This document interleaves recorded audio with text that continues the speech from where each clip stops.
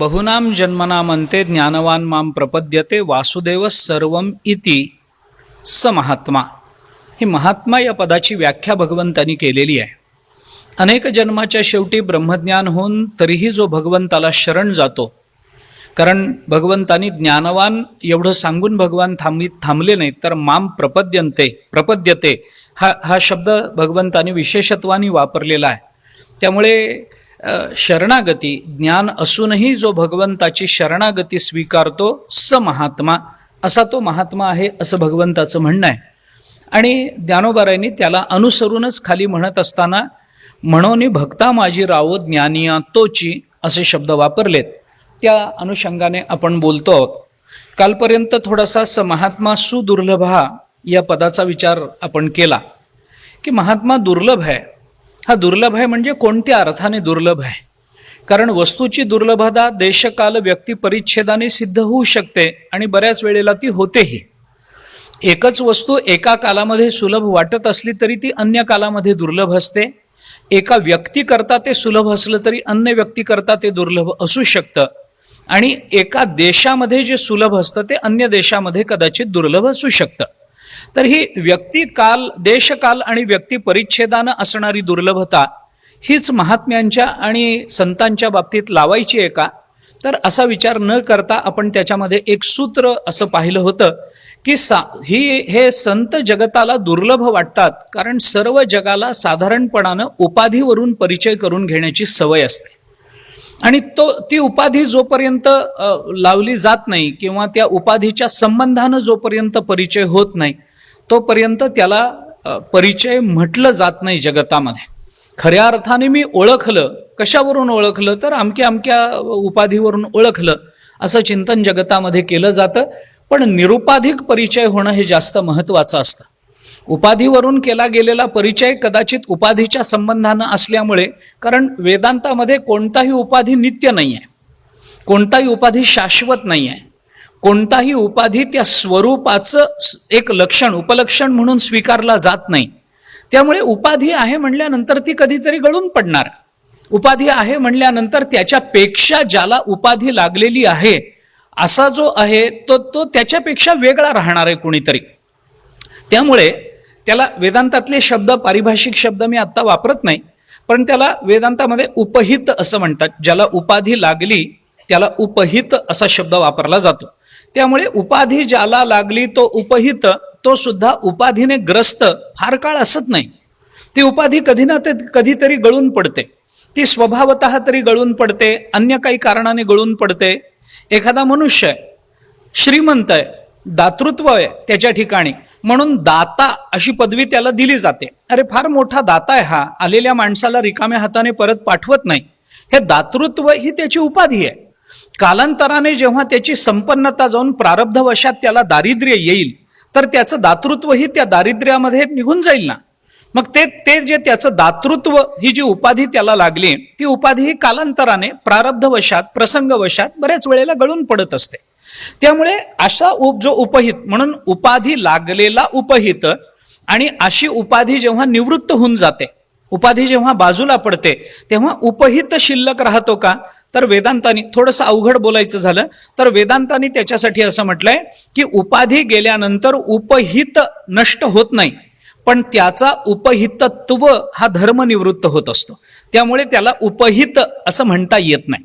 आता हे अवघड आहे याची मला कल्पना आहे, पण त्याच्याकरता काही उदाहरणं वेदांतांनी दिली आहेत. आता मला तिकडे जायचं नाहीये खरं म्हणजे, परंतु ते महात्म्य दुर्लभ का? कारण आम्हाला त्या महात्म्यांचा उपाधीनं परिचय करून घेण्याची सवय लागली. म्हणून आम्ही चमत्कारावरून संतांची ओळख पटवून घेतो की यांनी भिंत चालवली म्हणून यांना नमस्कार करा, यांनी अमुक अमुक केलं, रेड्यामुखी वेद बोलवला म्हणून यांना नमस्कार करा, तुकाराम महाराजांनी मेलेलं मूल कीर्तनामध्ये जागं केलं म्हणून त्यांना नमस्कार करा. हे त्यांचं खरं वैलक्षण्य नाही आहे. याला काही अर्थ नाही आहे की ज्ञानेश्वर महाराजांनी भिंत चालवली याच्यात आम्हाला जरी कौतुक वाटत असलं तरी ते काही त्यांचं महत्व नाही आहे. ते त्यांच्या परिचयाचं ते माध्यम नाही आहे. भिंत चालवली, ठीक आहे, ती चालवली, सोडूनही दिली, त्याचा काही फार विचार त्यांनी केलेला नाही. मग त्यांचं महत्व आम्ही कशावरून ओळखायचंय? म्हणजे उपाधीवरून जेव्हा आम्ही एखाद्या व्यक्तीचा परिचय करून घ्यायला लागतो तेव्हा उपाधीच आमच्या लक्षात येते आणि ती उपाधी ज्याला जबरदस्तीनं लादली गेलेली आहे ज्याच्यावर किंवा ज्यांनी लावून घेतलेली आहे तो जो उपहित असतो तो मात्र दुर्लक्षित राहतो आणि दुर्लक्षित राहतो म्हणूनच तो दुर्लभ वाटायला लागतो. ही मुख्य अडचण काल आपण या संबंधानं बराचसा विस्तार करून आलेलो आहोत. आणि काल आपण असंही बोललो होतो त्या संबंधामध्ये की स महात्मा सुदुर्लभा, असा महात्मा दुर्लभ आहे असं जेव्हा म्हटलं जातं तेव्हा दुर्लभत्व हे या अंगानं असलं तरी याचं विवरण मात्र वेगवेगळ्या अंगाने होऊ शकतं. त्याचाही थोडासा प्रयत्न काल आपण करून पाहिला. नारद महर्षींच्या एका सूत्राच्या आधारानं आपण या सगळ्याचं थोडंसं चिंतन दुर्लभ, अगम्य आणि अमोघ या 3 पदाच्या महत्संगस्तु दुर्लभो अगम्यो अमोघश्च या सूत्राच्या आधारानं आपण त्याचा थोडासा विचार करून आलो. थोडं मला आता पुढे जाऊन हा सगळा समारोप आज करायचा आहे. म्हणून त्याच्या आपल्याला दिलेल्या विषयामध्ये ज्ञानोबारायांची एक ओवी आपल्याला दिली आहे. म्हणून भक्ता माझी रावो ज्ञानिया तोची. कोण तोची म्हणजे कोण?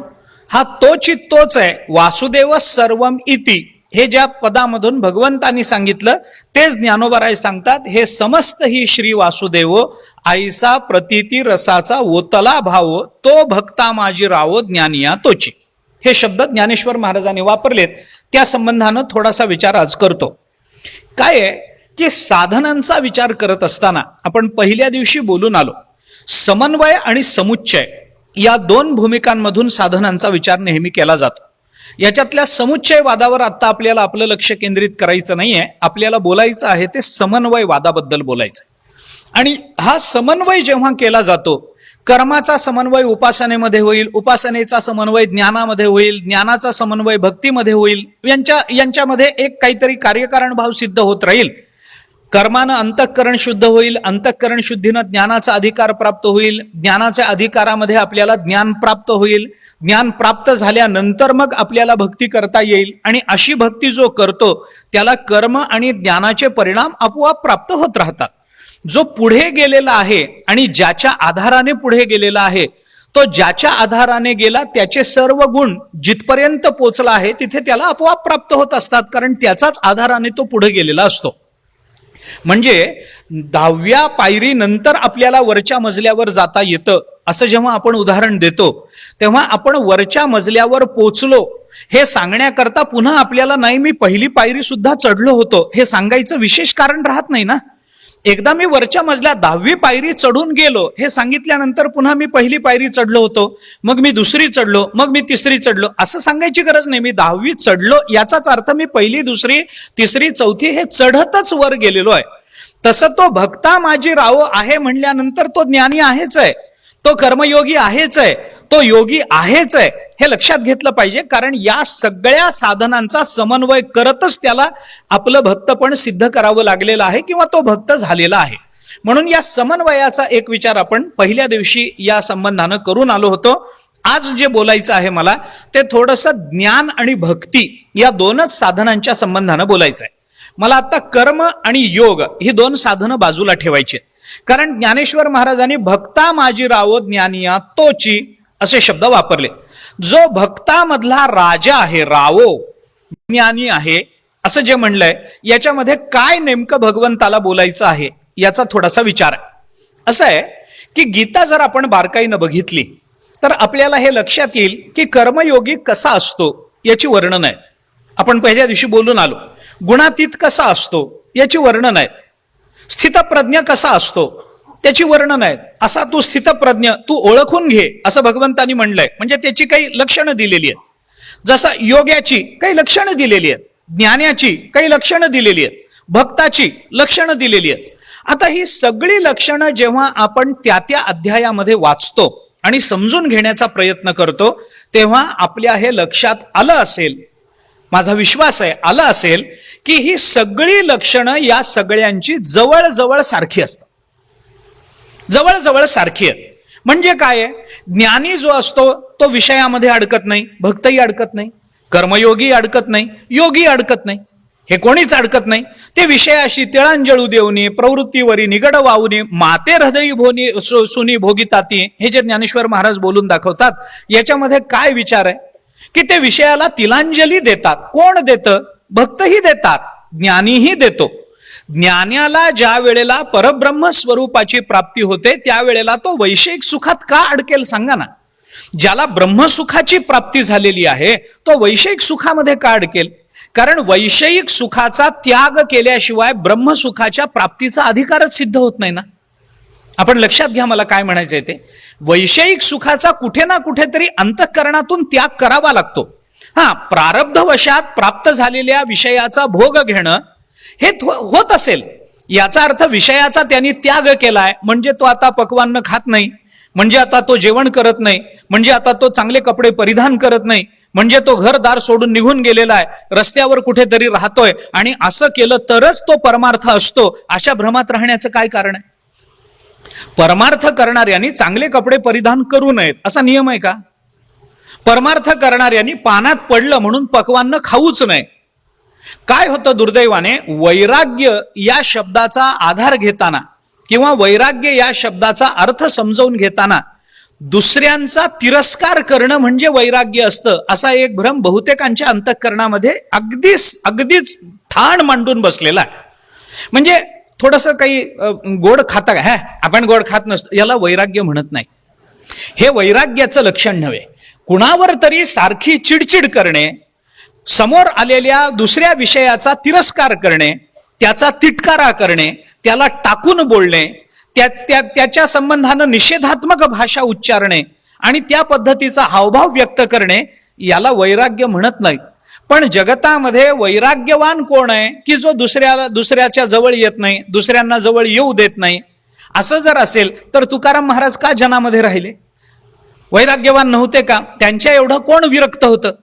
कोण विरक्त होतं? आपण आज ओवी ऐकून आलो, जया निजेलियासी उपासी वैराग्य, ते झोपले तरी वैराग्य त्यांची उपासना करतं, ते वैराग्याची उपासना करत नाहीत, वैराग्य त्यांची उपासना करतं.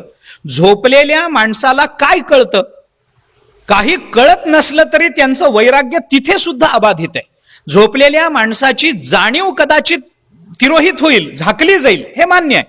ज्ञानोबारांनीच म्हटलंय, निद्रिताची अंगेशी सापतैशी उर्वशी. ज्ञानोबा स्पष्ट म्हणतात, झोपलेल्या माणसाला आपल्या बाजूला साप आला काय आणि आपल्या बाजूला उर्वशी येऊन झोपली काय, काय कळतं? काही कळत नाही. अनुकूल विषयही कळत नाही, प्रतिकूल विषयही कळत नाही. विषय त्याच्या जवळ जातील किंवा न जातील आणि त्याला त्या विषयांची जाणीव होईल का न होईल हा महत्वाचा विषय नाहीये. त्या अवस्थेमध्ये सुद्धा वैराग्य त्याची उपासना करत आहे हे महत्वाचं आहे. तो झोपला असला तरी आपल्याला एक दृष्टांत त्या निमित्तानं जर सांगायचा झाला तर रामकृष्ण परमहंसांच्या चरित्रामध्ये असं उदाहरण आपल्याला दिसून येतं. रामकृष्ण परमहंस आजारी होते. एक व्यक्ती त्यांना भेटण्याकरता आली. आजारी होते, दरवाजा लावलेला होता, आतमध्ये विश्रांती घेत होते. त्यांच्या दारावर थांबलेल्या त्यांच्या एका भक्तांनी आलेल्या माणसाला असं सांगितलं की आता ते औषध घेऊन विश्रांती घेत आहेत, तुम्ही ते आत जाऊ नका, त्यांना विक्षेप आणू नका, त्यांची विश्रांती चालू आहे, त्यांना विश्रांती घेऊ देत, त्यांची प्रकृती बरी नाही आहे. तो बाहेरून आलेला जो मनुष्य होता तो म्हणाला, नाही हो, तुम्ही असं म्हणूच नका, मी फार लांबून आलोय आणि आता मी इथून कुठेतरी लांब देशाला चाललेलो आहे, मला 2-4 वर्ष येणं होणार नाहीये, 4-2 वर्ष मला स्वामींचं दर्शन होणार नाही, माझ्या गुरूंचं दर्शन होणार नाही, तुम्ही असं म्हणू नका, थोडी तरी दया दाखवा आणि मला आत सोडा. त्यांनी सांगितलं, नाही, वैद्याने आम्हाला स्पष्ट सांगितलंय की यांना कुणालाही भेटू देऊ नका, यांना विश्रांती घेऊ द्या, कारण तुम्ही भेटलात की ते काहीतरी चौकशी करतील, काहीतरी तुमची चौकशी केली, तुम्ही तुमचं दुःख सांगाल, कारण माणसाला दुःख सांगण्यात जेवढा आनंद आहे तेवढा सुख सांगण्यात नसतो, त्यामुळे तुम्ही काहीतरी दुःख सांगाल, त्यामुळे त्यांचं अंतःकरण पुन्हा पिळवटून निघेल, त्याबद्दल ते विचार करत राहतील, त्यांच्या मनाला स्वस्थता लाभणार नाही. वैद्यांनी सांगितलंय कुणाला सोडू नका, तेव्हा कृपा करा, तुम्ही आज जाऊ नका. आलेल्या माणसाला ते सहन होईना. तो म्हणतो, नाही, मी नुसतं जाऊन बघून येतो, मला आत सोडा, मी फार लांबून आलोय, त्यांचं काही का होईना, माझं चांगलं होणं महत्वाचं आहे, ते माझे गुरु आहेत, त्यामुळे त्यांनी संपावं पण माझं भलं करावं, कारण ते गुरु आहेत आणि मी शिष्य आहे, त्यामुळे शिष्याचं कर्तव्य एवढंच असतं की गुरुला काहीही झालं तरी बेहत्तर, पण आपलं फल आपण पदरात पाडून घेतलं पाहिजे. तो म्हणाला, नाही, असं करू नका, मला आत सोडा. तो दारावर उभा असलेला जो भक्त होता तो काही आत सोडायला तयार नाही. याने पुष्कळ मिनतवाऱ्या केल्या, पुष्कळ त्याला काही सांगितलं, तर मला सोडा, काही करा, मी तुमच्या पाया पडतो. तो म्हणाला, कुणाच्याच पाया पडू नका. त्याने पुष्कळ प्रयत्न केले पण तो आत सोडायला तयार नाही. शेवटी हा बाहेरून आलेला तो म्हणाला, मी खूप लांबून आलोय आणि आत्ता एवढाच वेळ माझ्या जवळ आहे, मला जर आत्ता दर्शन नाही झालं तर 4-2 वर्षात मी जगेन का नाही मला माहिती नाही, मला दर्शन घेऊन द्या. पुष्कळ अशी चर्चा झाल्यानंतर शेवटी तो दारावर उभा असणारा जो होता त्याला दया आली. तो म्हणाला, ठीक आहे, तुम्हाला दर्शन घ्यायचंय ना, दर्शन घ्या, पण मी तुम्हाला एक सांगतो, काय की आज जायचं, मी दरवाजा उघडून देतो, आज जायचं, फक्त लांबून त्यांना बघायचं, रामकृष्णांना बघायचं आणि त्या पावली परत यायचं. हात तिथून हात जोडा, बस संपलं, तेवढं करा आणि परत या. तुम्हाला काही फार त्यांच्या जवळ जायचं नाहीये, त्यांच्याशी बोलायचं नाहीये, त्यांना विक्षेप आणायचा नाहीये. तो म्हणाला, काही हरकत नाही, मला फक्त बघू द्या त्यांना, मी लांबून दर्शन घेईन आणि परत येईन. तो म्हणाला, नक्की आज जाईल. ठीक आहे, आणि दर्शन घेऊन येईल. तो म्हणाला, ठीक आहे. त्यांनी तो पडदा वगैरे दरवाजा उघडला, आत त्याला सोडल्यानंतर दरवाजा पुन्हा लावून, कारण प्रकाश आत गेला की पुन्हा ते जागे होतील, दरवाजा ओढून घेतला. आता आत हा गेला, याला दर्शन घ्यायची इच्छा आहे, पण माणसं बाहेर काय कबूल करतात तसं आत वागतात, याच्यावर तुमचा तरी विश्वास आहे का? असं होत नसतं. तो आत गेल्यानंतर त्याला दिसलं, अरे आपले गुरु एकटेत आणि मी एकटा आहे. मग आता इतकं एकटेपण, इतका एकांत मिळाल्यानंतर नुसतं हात जोडायचं आणि परत जायचं, असं कसं होईल? काहीतरी त्याच्या मनामध्ये भाव निर्माण झाला आणि त्याने विचार केला, ठीक आहे, हे झोपलेत ना, यांना उठवायचं नाही ना, यांना काही करायचं, ठीक आहे, काही हरकत नाही, पण आपण आलो आहोत, पुन्हा लवकर येणं होणार नाही, गुरुचरणी काहीतरी सेवाभाव समर्पण करावा अशी त्याची इच्छा. काहीतरी रिक्त पाणीर्न पश्येत राजानम देवतांग गुरु, असा एक नियम आहे. राजा, देव, गुरु यांना रिकाम्या हाताने पाहू नये असं म्हणतात. त्याच्यामध्ये ते 6 जण आहेत एकूण, हे तिघेच नाही आहेत, 6 जण आहेत. लहान बालकाला पहिल्यांदा बघताना रिकाम्या हाताने बघू नये, आजारी माणसाला बघायला जाताना रिकाम्या हाताने बघू नये, आपल्या भावाची किंवा आपल्या जवळच्या मित्राची पत्नी पहिल्यांदा भेटत असेल तर तिला रिकाम्या हाताने बघू नये, राजाला भेटायला जाताना रिकाम्या हाताने बघू नये, देवाकडे जाताना रिकाम्या हाताने जाऊ नये आणि गुरुचं दर्शन घेताना रिकाम्या हाताने घेऊ नये, असं एक शास्त्र सांगितलं जातं. हे बंधन नाही, हे एक शास्त्र आहे. याच्याकरता म्हणून मी आपल्याला सांगितलं की देवाकडे, गुरुकडे जाताना रिकाम्या हाताने जाऊ नये, म्हणून लोक हातामध्ये छत्री नाही तर काठी घेऊन जातात, कधी ते असे रिकाम्या हाताने जात नाही. ठीक आहे. त्याला वाटलं आपण आलो आहोत, गुरु समोर आहेत, ते निद्रिस्त आहेत, आपण काहीतरी समर्पण करावं, म्हणून खिशातून त्यांनी एक नाणं काढलं. तो काळ नाण्यालाही किंमत होती.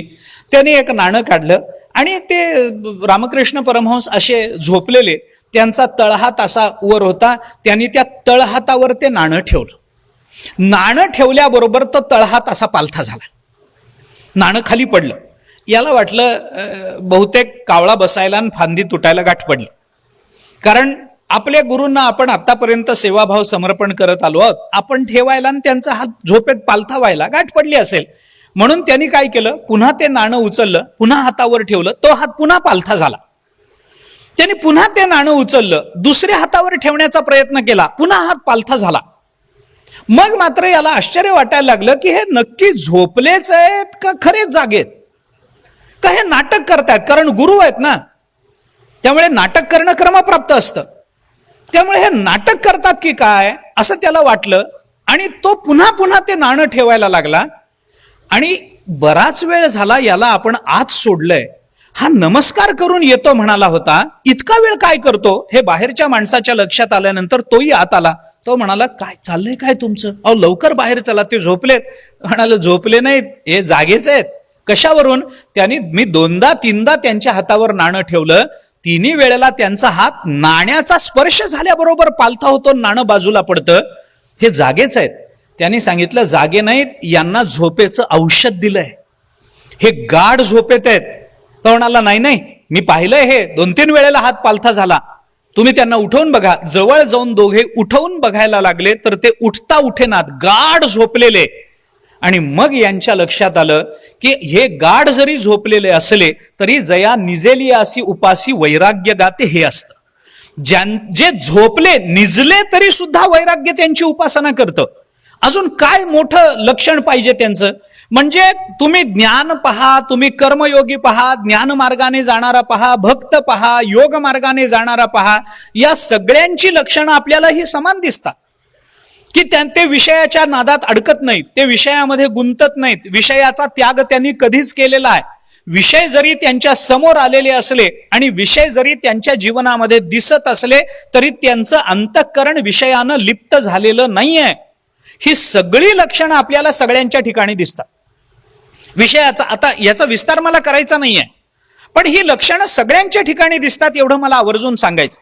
जसा विषयाचा त्याग आहे, सगळीच सांगत नाही, पण अगदी 1-2-3 लक्षणं तरी आपल्या समोर मी मांडतो.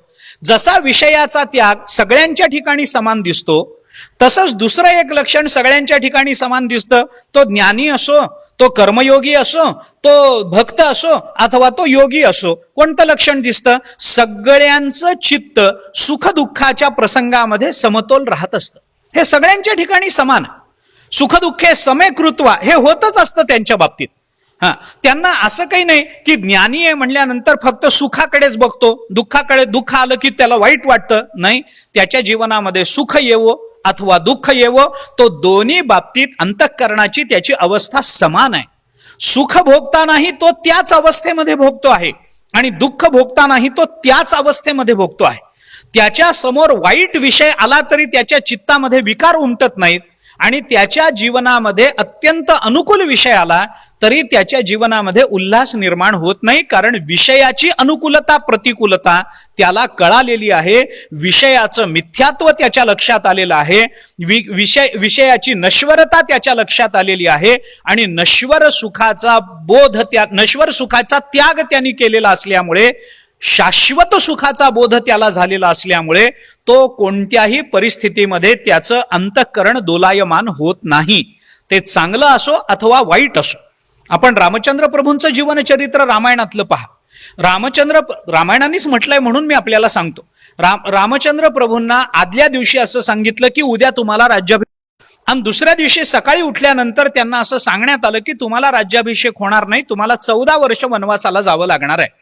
आपल्याला सोन्याच्या सिंहासनावर बसवणार आहेत हे ऐकताना आणि आपल्याला सोन्याचं सिंहासन नाही, राज्याचा त्याग करून 14 वर्ष अरण्यात राहावं लागणार आहे हे ऐकताना दोन्ही वेळेला रामचंद्र प्रभूंचं अंतःकरण एकच होतं, त्याच्यामध्ये विकल्प नाही निर्माण झाला.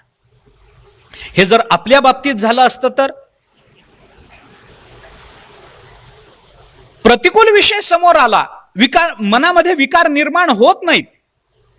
मारुतीराय गेले लंकेला, तिथे गेल्यानंतर सीता काळी का गोरी माहिती नाही, कुठं बसलीये माहिती नाही, शोधायची आहे एवढं नक्की, पण सीता सुंदर आहे वगैरे कळलेलं होतं. आपल्या स्वामींची ती पत्नी आहे, आपली माता आहे, या विचारानं मारुतीराय लंकेमध्ये गेले आणि आता सीता शोध घ्यायचा आहे. कसा घ्यावा, कुठे बसली असेल, काय करत असेल.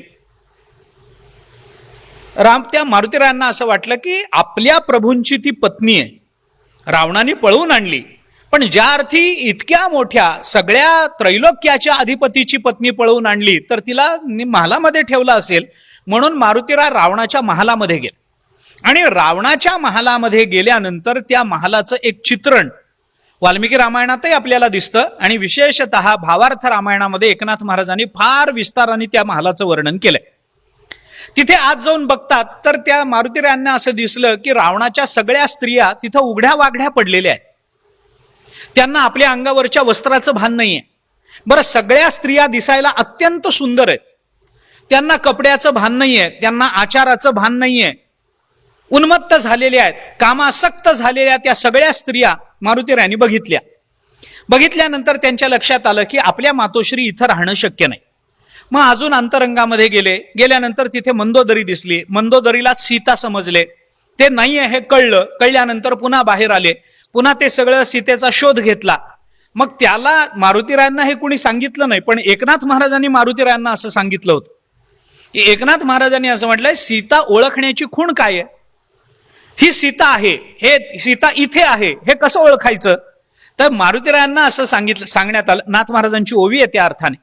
नाथ महाराजांनी असं सांगितलंय की सीता जिथे बसलेली असते ना तिथे आजूबाजूचं गवत आणि आजूबाजूचे दगड सुद्धा रामनामाचा जप करत असतात. त्याच्यावरून ओळखावं की सीता इथे आहे. आता ते मारुती रायजाणे ते गेले शोधता शोधता ते अशोकवनामध्ये सीता मातोश्री भेटल्या. मग ते सगळं झालं, त्या अशोकवनाचा विध्वंस झाला, लंका जाळून झाली, परत आले. परत आल्यानंतर मग आता सगळं प्रभूंना सांगायचं, गेल्यापासून ते येईपर्यंत सगळा वृत्तांत सांगायचा. मग आता हे कसं सांगायचं, काय सांगायचं? गेल्यानंतर ते सगळं सांगितलं, असं झालं तसं झालं, मी रावणाच्या महालात गेलो, असं झालं. आणि सगळं ऐकल्यानंतर रामचंद्र प्रभूंनी मारुतीरायांना असं विचारलं, मारुती तू रावणाच्या महालात गेलास, काय दिसलं? म्हणे रावणाच्या स्त्रिया सगळ्या उघड्या वाघड्या पडलेल्या दिसल्या. बघितल्यास? बघितलं म्हणे देवा. बघितलं? हो बघितलं. अरे तू ब्रह्मचारी ना, ब्रह्मचारी आहेस ना, मग ब्रह्मचार्याने विषयाचं दर्शन घेण्यामध्ये सुद्धा त्याचं ब्रह्मचर्य भंग पावण्याची शक्यता आहे. आणि तू तसाच परत आलास, तुला काही वाटलं नाही.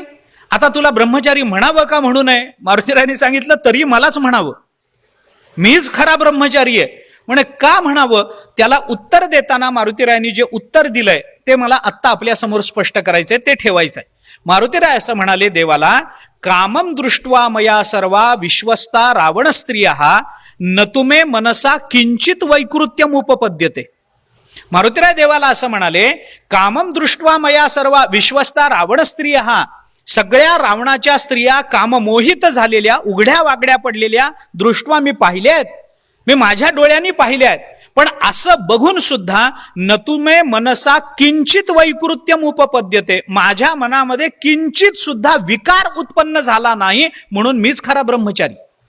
आयुष्यामध्ये आलेल्या प्रतिकूल परिस्थितीमध्ये माणसाच्या चित्ताची अवस्था आणि जीवनामध्ये आलेल्या अनुकूल परिस्थितीमध्ये माणसाच्या चित्ताची अवस्था समान राहू शकत नाही. कारण आपल्याला अनुकूलतेची अपेक्षा आहे, आपल्याला प्रतिकूलतेचा त्याग करायचा आहे. पण अनुकूलता आणि प्रतिकूलता हे शेवटी द्वंद्व आहे आणि या द्वंद्वाच्या पलीकडे आपल्याला पोचायचं आहे. याचं भान जोपर्यंत माणसाला राहत नाही तोपर्यंत अनुकूल आणि प्रतिकूल हे विषय आपल्या चित्तामध्ये व्यग्रता निर्माण करणारे असतातच, हे लक्षात ठेवलं पाहिजे. सगळ्या वेदांताने हे चिंतन केलंय, भक्तिशास्त्रानेही हे चिंतन केलंय, नाही असं नाही. मी कशा करता आपल्याला हे सांगतो, माझा मुद्दा असा मला मांडायचा आहे की ज्ञानी असो अथवा भक्त असो, त्यांची जी लक्षणं गीतेने भगवन मुखातून सांगितलेली आहेत ती सगळी लक्षणं जवळजवळ सारखीच असतात.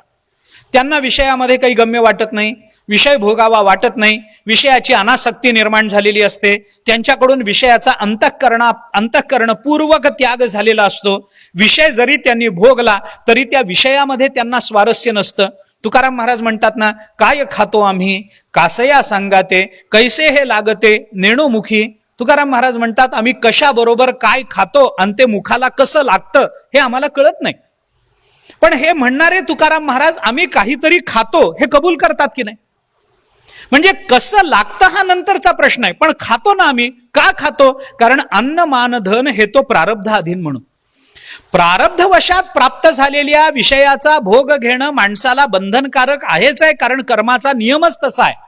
परंतु भोग घेताना भोगासक्त राहणं वेगळं आणि भोग घेताना सुद्धा साक्षी भावानं भोग घेणं वेगळं. ज्ञानी महात्मा ज्या वेळेला विषयाचा भोग घेतो, जनक राजे एवढे मोठे ब्रह्मज्ञानी आहेत, त्यांच्या एवढा ज्ञानी कोण आहे?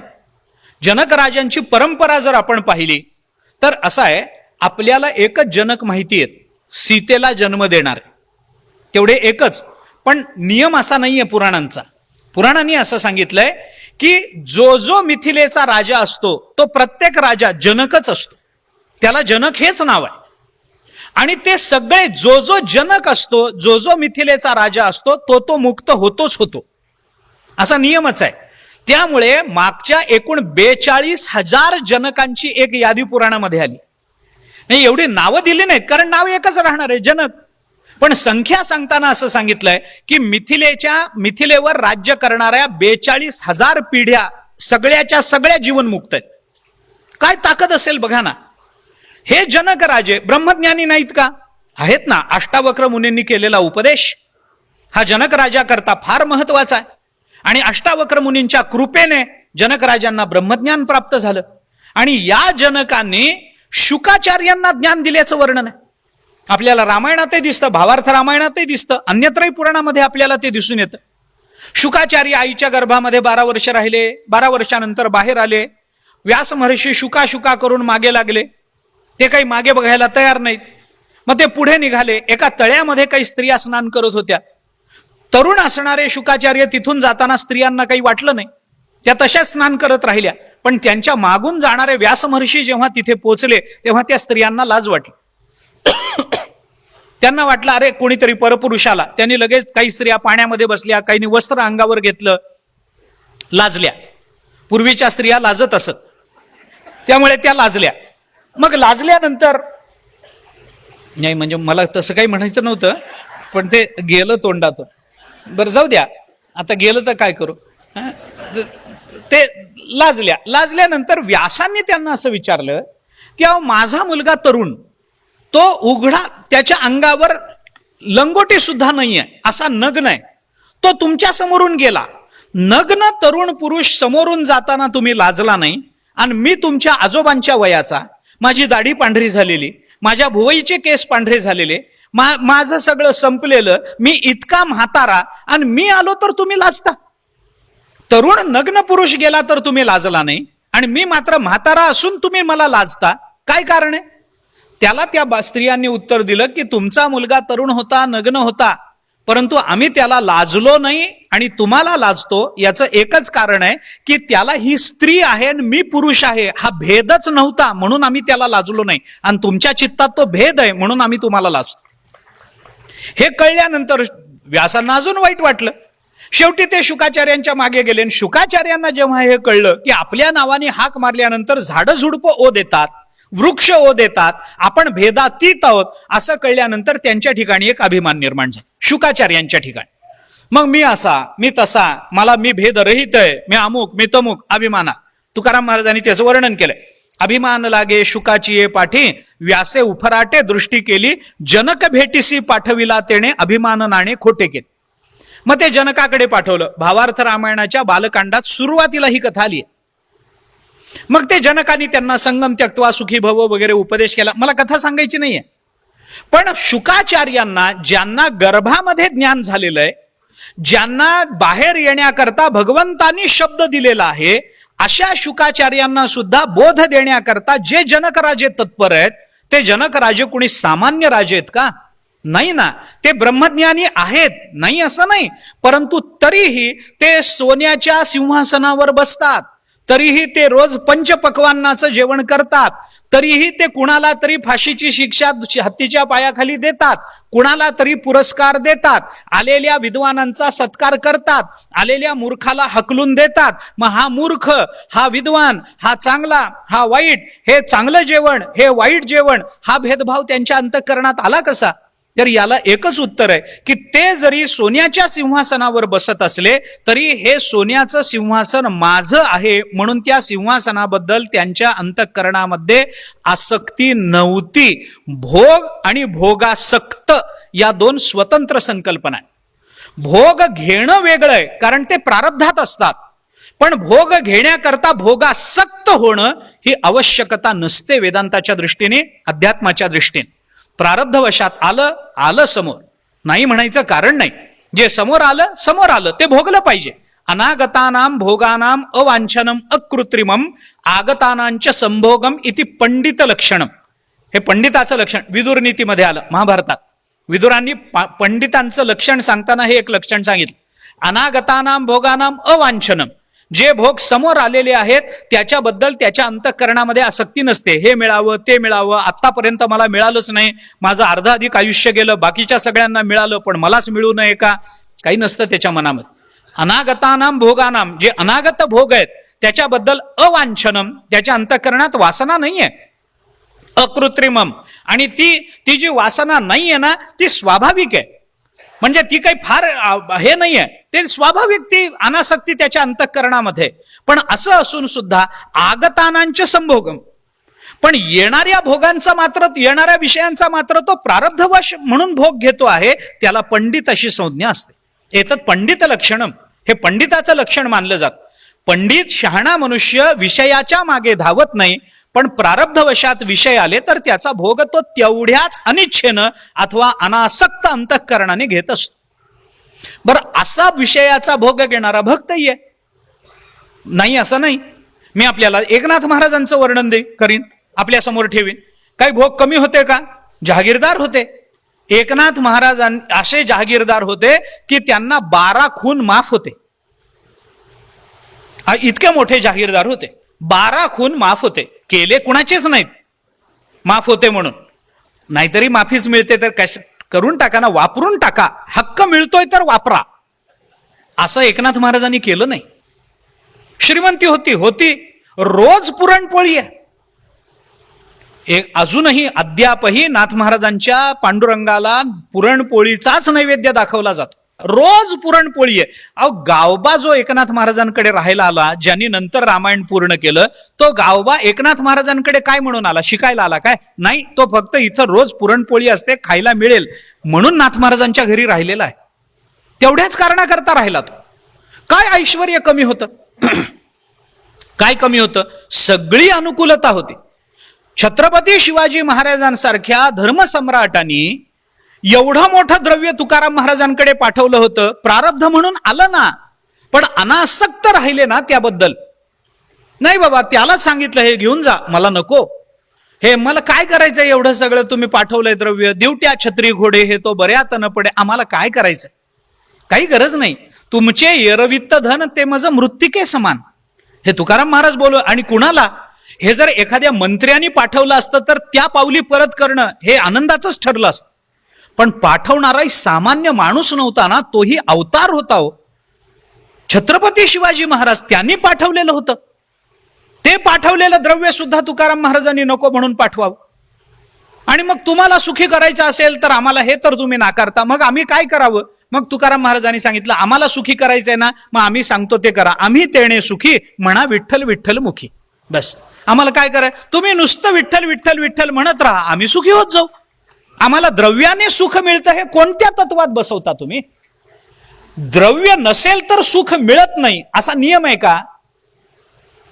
बरं, जाऊ द्या, द्रव्य नसेल तर सुख मिळत नाही का हा विषय सोडून द्या. मी उलट विचारतो, द्रव्य असेल तर सुख मिळेलच याची शाश्वती देता का? मग दुसरं कबूल करायला काय हरकत आहे? हे जर प्रांजळपणाने आपण कबूल करतो आहोत तर दुसरं कबूल करायला काय हरकत आहे? द्रव्य नसेल तर सुख मिळत नाही असं नाही. भागवत पहा आपण. भागवताचा 9वा स्कंध हा ईशानुकथा म्हणून पुराणाचं एक लक्षण त्यामध्ये आलंय. ईशानुकथा हे पुराणाचं एक लक्षण आहे. ईश या शब्दाचा अर्थ परमात्मा असा नाही आहे. ईशितुम शीलम यस्य, ईशनशीलता ज्याच्या ठिकाणी आहे त्याला ईश्वर अशी संज्ञा येते. ईशितुम शीलम, ज्याचं शील ईशन करण्याचं आहे. ईशन करणं याचा अर्थ नियोजन करणं. ज्याच्या ठिकाणी नियोजनाचं सामर्थ्य असतं त्याला ईश्वर असं म्हटलं जातं. ईश्वर शब्दाचा अर्थ सामान्यत्वानं असा आहे. आता ईशानुकथा म्हणजे कुणाच्या कथा आहेत? त्याच्यामध्ये राजांच्या कथा आहेत. त्या चंद्रवंशातले राजे आहेत, काही सूर्यवंशातले राजे आहेत. त्याच्यामध्ये रामचंद्र प्रभूंची कथा आहे, अंबरीशाची कथा आहे, निदागाची कथा आहे. ही सगळी चरित्र 9व स्कंधामध्ये आली. मला 9वा स्कंध सांगायचा नाही, मला भागवत मुळीच सांगायचं नाही, पण मला त्याच्यातलं एक साधर्म्य आपल्या समोर ठेवायचं या सगळ्या चरित्रांमधलं.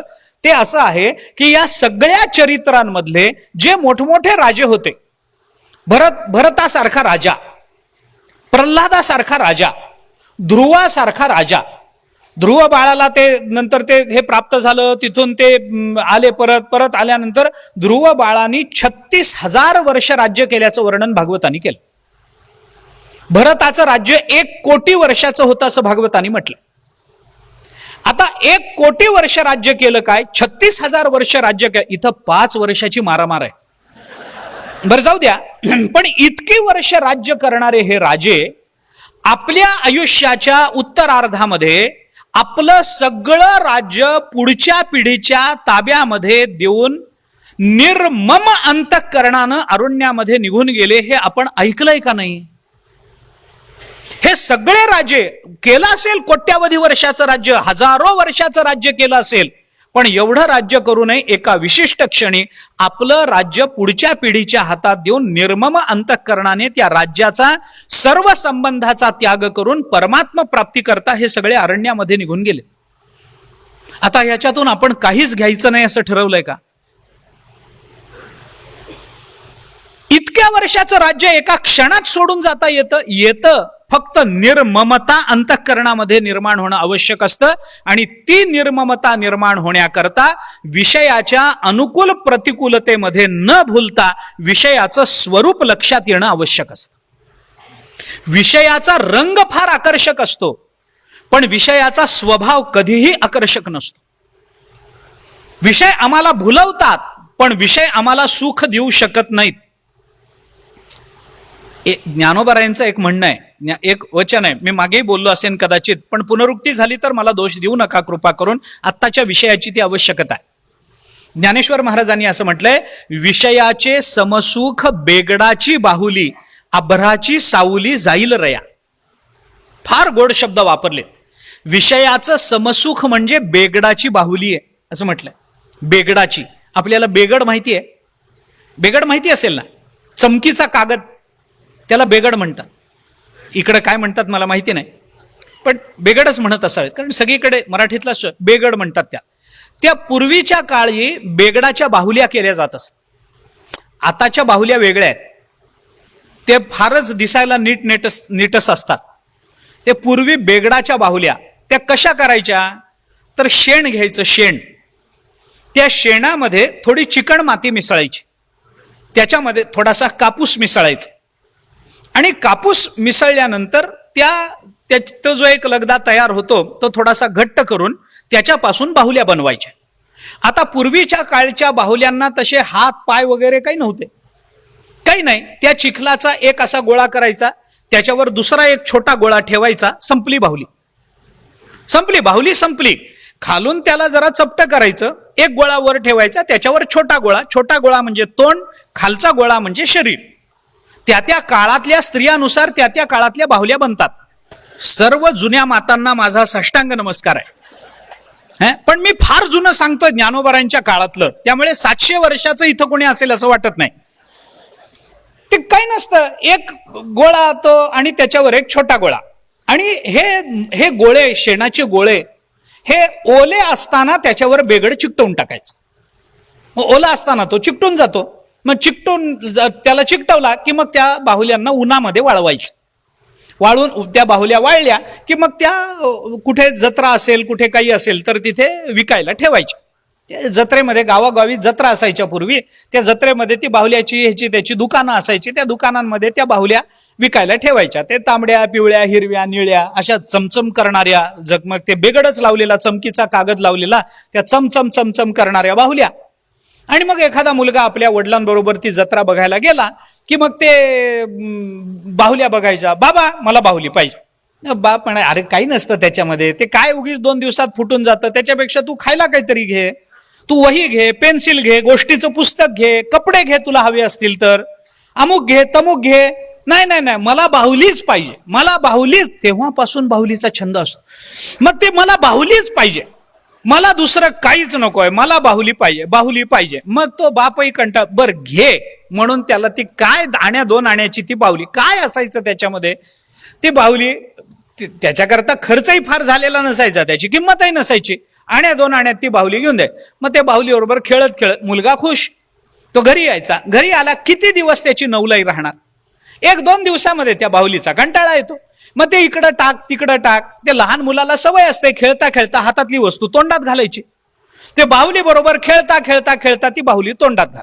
मग एकदा ते बाहुली तोंडात घालायला लागला की तोंडातली लाळ त्या बाहुलीला लागते आणि तोंडातली लाळ बाहुलीला लागली की वरचा बेगड जो असतो तो ओला होतो, निघून जातो आणि तोंडात काय जातं. ज्ञानेश्वर महाराज म्हणतात, विषयाचे समसुख बेगडाची बाहुली. विषयाचं सुख म्हणजे अशी बेगडाची बाहुली आहे, वरून तर चमचम चमचम करणारा चमकीचा कागद आहे, पण ज्या वेळेला तो कागद निघून जातो तेव्हा तोंडात फक्त शेणच जातं. हे विषयाचं समसुख असतं. ज्ञानेश्वर महाराजांनी केलेलं वर्णन आहे. मी हे कशा करता आपल्याला, विशेषेण सिनोती इति विषय, जे विशेष रूपानं आपल्याला बांधून टाकतात त्याला विषय असं म्हणतात. हे विषयाचं स्वरूप ज्याला कळतं ना, तो विषय अनुकूल असो अथवा प्रतिकूल असो. आपण आता अशी कथा सांगितली जाते छत्रपतींच्या जीवनामध्ये की त्या कल्याणच्या सुभेदाराची सून समोर आली, मग छत्रपतींनी तिला असं सांगितलं, तिला आई म्हणून बघितलं. हे काय आहे सांगा ना. विषयाला जिंकल्याचा हा स्वभाव नाहीये का? नाहीये का? रंभा आली शुकाचार्यांच्या समोर. मागे मी बोललो असेल, शुकाचार्य तपाला बसले आणि रंभा आली. ते इंद्राने पाठवले. मी इंद्राची व्याख्या करतानाच कोणीही तपाला बसलं की ज्याच्या पोटात पहिल्यांदा दुखतं त्याचं नाव इंद्र. इंद्राची ही व्याख्याच आहे. त्यांनी रंभा पाठवली, ती नाचायला लागली. यांना काही फरक पडला नाही, हे तसेच. मग त्यांनी सांगितलं, ती रंभा जवळ आली, नाचायला लागली, काही डोळे उघडेनात. मग जवळ गेली, अजून जास्त जवळ जाऊन मग आवाज आल्यानंतर ते समाधीतून व्युत्थान दशा आली, बाहेर डोळे उघडले. मग रंभेने सांगितलं, काय करता? ते म्हणाले, काय करतो म्हणजे तप करतो, भगवंताचं चिंतन करतो. म्हणे वय काय? म्हणे 12 वर्षाचं वय. इतक्या तारुण्यात कुठं परमार्थ असतो का? परमार्थ कधी करायचा असतो? तुम्हाला विचारतोय, परमार्थ कधी करायचा असतो? शेवटी रिटायर झाल्यानंतर करण्याच्या गोष्टी आहेत या. तुम्ही तरुण आहात, हे काय तप करत बसलाय? मग हे बघा, मी रंभा आहे, मी स्वतःहून तुमच्याकडे आली आहे, माझा भोग तुम्ही घ्यावा अशी माझी इच्छा आहे. हे काय करत बसला? मी स्वतःहून तुमच्याकडे आली, भोग घ्या. त्यांनी सांगितलं, नाही घेणार, मी बघितलंय काय भोग घ्यायचा आहे, मला नको, मला आसक्तीच नाही विषयाची. ते म्हणाले, अहो मी अप्सरा आहे, सहसा कुणाला मिळत नाही, स्वर्गात राहणारी आहे, स्वर्गांगना आहे, माझा भोग, मी स्वतः तुमच्याकडे आलेली आहे, माझा भोग घ्यायला, माझ्याबरोबर संसार करायला तुम्हाला काय अडचण आहे? ते म्हणाले, काय म्हणून तुझा संसार करून तुझा भोग घेऊ? अगं स्त्रीच्या शरीरामध्ये आत काय असतं हे 12 वर्ष पोटात राहून बघितलंय ना मी, आतून काय असतं ते. मी काय म्हणून या शरीराची आसक्ती धरू? सगळं आतमध्ये काय आहे? मांस, मळ, मूत्र हेच आहे ना आतमध्ये सगळं भरलेलं. मांस पांचाली काय असतो, यंत्र लोलेंग पंजिरे, स्नायू अस्थि ग्रंथी शालिन्या स्त्रिया किमिव शोभनम. काय शोभिवंत आहे? कातड चांगलं नाहीये, रक्त चांगलं नाहीये, मांस आहे शरीरामध्ये, पोटात गेलं तर आतमध्ये सगळं मलमूत्र भरलेलं आहे, आतडे भरलेले आहेत, हाडांनी भरलेलं हे शरीर आहे. काय त्याच्या सौंदर्याची आसक्ती निर्माण होणार आहे? काय म्हणून? ती म्हणाली, त्या भ्रमात राहू नका. तुमची आई लौकिक होती म्हणून तिच्या पोटात हे होतं, आमच्या पोटात हे नसतं. आम्ही स्वर्गातले अप्सरा आहोत. आम्ही अशा पंचमहाभूताच्या विकारांनी बनलेला नाही आहोत. आमच्या पोटामध्ये सगळी सुगंधी द्रव्य आहेत, तुम्हाला दाखवते. म्हणून त्या रंभेने आपलं पोट फाडून दाखवलं. त्या पोटामधून सगळी सुगंध द्रव्य बाहेर पडली, असा आसमंतामध्ये सुगंध पसरला. आणि मग रंभेने सांगितलं, हे माझं शरीर आहे, म्हणून या शरीराचा भोग घ्या म्हणते मी तुम्हाला. काय अडचण आहे आता तुम्हाला? शुकाचार्यांनी तिला हात जोडून सांगितलं, तुझ्या पोटात इतका सुगंध आहे हे मला जर आधी कळलं असतं तर 12 वर्ष तुझ्याच पोटात राहिलो नसतो का माते? जिथे संपदेला असे थोर मान, जणू वैभवाचे सजे शिल्प छान. सुवर्णाची या ग्राहका नम्र राहे, असे सर्व भूमंडळी एक आहे. गणेश रामचंद्र आपटे, मंगळवार पेठ आणि लकी चौक. आणि आता नव्या अलंकारांसह नवे दालन, रामकुटी 7 रस्ता सोलापूर. गणेश रामचंद्र आपटे. काय भूमिका आहेत विचार करा ना. शिवाजी महाराजांचं त्या कल्याणच्या सुभेदाराच्या सुनेला माता म्हणणं आणि भगवान शुकाचार्यांनी रंभेला माता म्हणणं, काय भूमिका असेल अंतःकरणाची, लक्षात घ्या ना आपण. विषयाचा स्पर्शही चित्ताला न होणं, प्राप्त झालेल्या परिस्थितीमध्ये अंतःकरण दोलायमान न होणं, स्वतःच्या शरीराबद्दलची नश्वरता अंतःकरणामध्ये दृढ झालेली असल्यामुळे शरीर राहिलं काय अथवा गेलं काय त्याची तमा न राहणं, ही सगळी लक्षणं या सगळ्यांच्या ठिकाणी समानत्वानं दिसतात. म्हणून मी आपल्याला सांगितलं, 2ऱ्या अध्यायातल्या स्थितप्रज्ञापासून ते 17व्या अध्यायातल्या सात्विकापर्यंत आपण सगळी लक्षणं काढून बघा. ही सगळी लक्षणं आपल्याला समानच दिसतील. मग ज्याची लक्षणं समान आहेत त्याच्यामध्ये भक्ती ज्ञानामध्ये फरक करता कशाला? जर सगळीच लक्षणं गीतेने समान सांगितली आहेत तर सगळेच समान झाले. मग कर्मयोगी तसाच आहे, त्याला ओळखायचं तर तेच बघावं लागेल. ज्ञानी तसाच आहे, त्याला ओळखायचं तरी हेच बघावं लागेल. भक्ताला ओळखायचं तरी हेच बघावं लागेल. अद्वेष्टा सर्वभूताना मैत्रः करुण एव च निर्ममो निरहंकारः समदुःख सुखक्षमी. समदुःख सुखक्षमी सगळीकडे समानच आहे. निर्ममता सगळीकडे समानच आहे. निरहंकारिता सगळीकडे समानच आहे. कर्मयोगी कर्म करताना काय अहंकाराने कर्म करतो. अरे अहंकार तर त्याला कर्मानं बांधणार आहे. मग तो का कर्म करेल? करणार. तो अहंकार का ठेवेल? ठेवणार नाही. फलासक्ती ठेवणार नाही. कर्मण्येव अधिकार असते मा फलेषु कदाचन गीता बोलतेच आहे. कर्मयोग्याची लक्षणच आहेत ती. ज्ञानाची हीच लक्षण आहेत. तोही निर्ममच असतो. कुणाबद्दल ममत्व येतं ज्ञानाच्या अंतःकरणामध्ये? हे माझं, हे तुझं, हे कुणा ज्ञानाच्या अंत. ज्याला ब्रह्मज्ञान झालं त्याला काय माझं काय परक?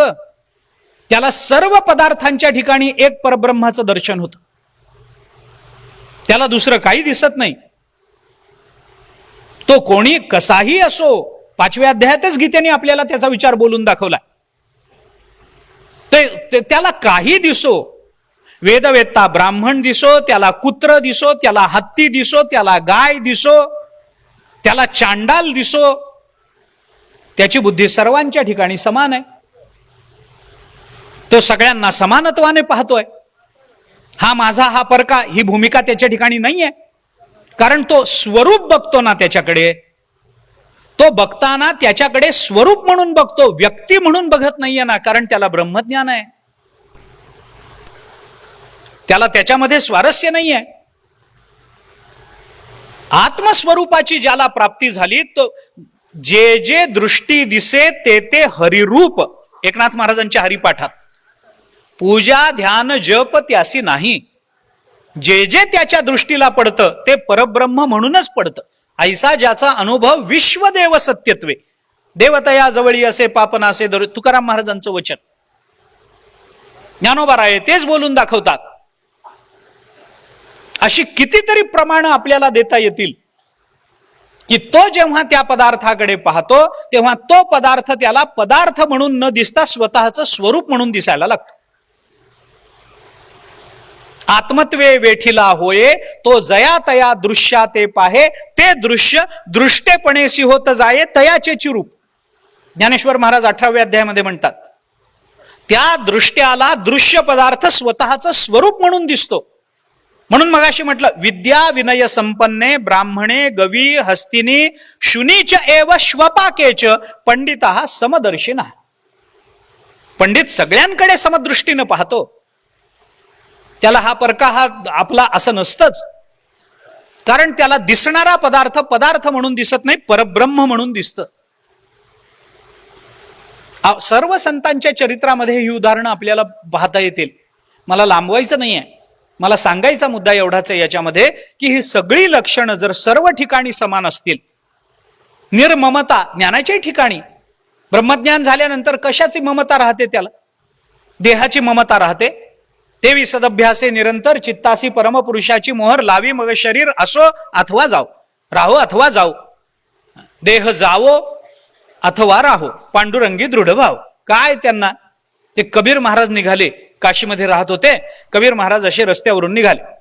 ते जाता एक कुत्र रस्त्यावर पिसाळलेलं वेड लागलेलं कुत्र. ते कुत्र आलन चालणाऱ्या कबीर महाराजांच्या पायाचा लचका तोडला. ते मांस असं लोंबायला लागलं खाली. असं लोंबायला लागलं. रक्तबंबाळ पाय झाला. मांस लोंबायला लागलं. ते लोकांना दिसलं. आणि काही लोकांनी कबीर महाराज आपल्याच नादात आहेत. कबीर महाराजांना लोकांनी सांगितलं अहो महाराज आपल्या पायाला कुत्र्यांनी चावा घेतलाय, लचका तोडलाय आणि तुमच्या पेंढरीचं मांस पायाचं असं लोंबायला लागलंय. बघा जरा त्याला काही मलमपट्टी करा, औषध लावा. त्यांनी सांगितलं ओ कुत्ता जाने चमडा जाने. काय भाषा असेल हे? अशा वेळेला सुचणं हे ज्ञानाचं लक्षण नाहीये का? सांगा ना. काय ममता आहे देहाबद्दल? सांगा ना. काय वाटतं त्यांना? हा देह और खर्चटलं तर प्रवचनाला न येणारी माणसं माझ्या समोर आहेत. हा का काल दिसला डोकंच फार दुखत होतं. काल येता येता नकोच वाटलं. अरे काय कारण आहेत? आणि कबीर महाराज म्हणतात वो कुत्ता जाने चमडा जाने. ते कुत्र्याला माहिती चामड्याला माहिती. मला काय करायचंय? काय या देहाबद्दलची अनासक्ती आहे, निर्ममता आहे, काही वाटत नाही. असं मी म्हणून म्हटलं की सर्व संतांच्या चरित्रामध्ये ही उदाहरणं आपल्याला दिसून येतात. मग जर सर्वांच्या ठिकाणी ही लक्षणं समानत्वानं आहेत, तर मग भक्ता माझी रावो ज्ञानिया तोची, हे असं वेगळेपण सांगण्यामध्ये ज्ञानोबारांना तरी काय तात्पर्य? तो भक्त आहे म्हणा म्हणजेच तो ज्ञानी आहे, तो ज्ञानी आहे म्हणा म्हणजेच तो योगी आहे, तो योगी आहे म्हणा म्हणजेच तो कर्मनिष्ठ आहे, तो कर्मनिष्ठ आहे म्हणा म्हणजेच तो भक्त आहे. कारण लक्षणं तर सगळ्यांची समान आहेत. असं का व्हावं? भक्ता माझी रावो ज्ञानिया तोची, तो भक्तामधला राजा आहे त्यामुळे ज्ञानीही तोच आहे, असं वेगळेपण दाखवण्यामध्ये ज्ञानोबारांना काय काय त्याच्यामध्ये त्यांना महत्व वाटतं? भक्तामध्ये राजा, ज्ञानी तोच, याचं काही कारण आहे. आता थोडं वेगळं बोलतो, एक जाता जाता. काय आहे, हे आपल्याला पटलं की नाही? मी जे बोलतो ते पटलं की नाही? तर पटलं, तुम्ही किती नाकारा, पण तुम्हाला मनात ते पटलंय. जेव्हा साधा विषय आहे ना, जेव्हा अनेकांची लक्षणं एक दिसतात त्यावेळेला त्यांच्यामध्ये भेद राहत नसतो. लक्षणं एक असली की भेद नाही. मग भक्ता माझी आणि ज्ञानी हे असं का, भेद का तुम्ही अधोरेखित केला? हा प्रश्न अगदीच तार्किक आहे, प्रसंगी तात्विकही वाटण्याची शक्यता आहे. आपल्याला ते पटलेलंही असावं मनामध्ये, पण तरीही हे म्हणणं बरोबर आहे. त्याचं कारण असं आहे की हे ज्ञानेश्वर महाराजांनी म्हटलंय म्हणून. मला दुसरा विकल्प लक्षात येत नाही, मला दुसरा अर्थ कळत नाही. जेव्हा आपला प्रश्न किंवा आपला विचार आणि संतांचे शब्द यांची जोड लागत नाही, त्यावेळेला शब्दाचा विचार करण्यापेक्षा आपल्या विचाराचं सीमावलोकन करणं हे जास्त महत्वाचं असतं. हे लक्षात घ्या.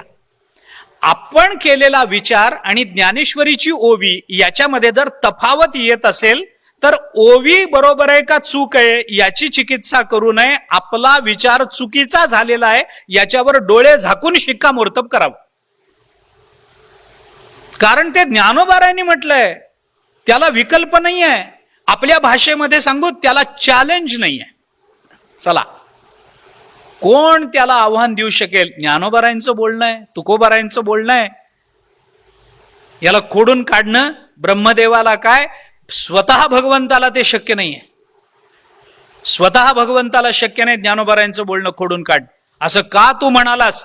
असं ज्ञानोबारायांना विचारू नाही शकत भगवान, पण ज्ञानोबाराय विचारू शकतात, देवा तुमचं चुकलं इथं, असं तुम्ही का बोललाय? आणि ज्ञानेश्वरीत तशी चूक दाखवून दिली आहे ज्ञानोबारायांनी भगवंताची. मला ते स्थळ सांगायचे नाहीयेत किंवा भगवान चुकीचे आहेत असंही सिद्ध करायचं नाही.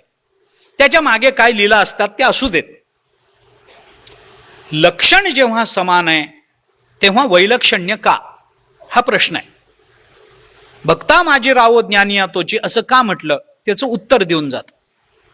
ज्या अर्थी ज्ञानोबारायांनी हे वेगळेपण ठेवलंय त्या अर्थी त्यांच्यामध्ये काहीतरी वेगळेपणा आहे. वेगळेपणाचा विचार करताना अध्यात्माच्या दृष्टीनं दोन रूपानं, दोन प्रकाराने करावा लागतो.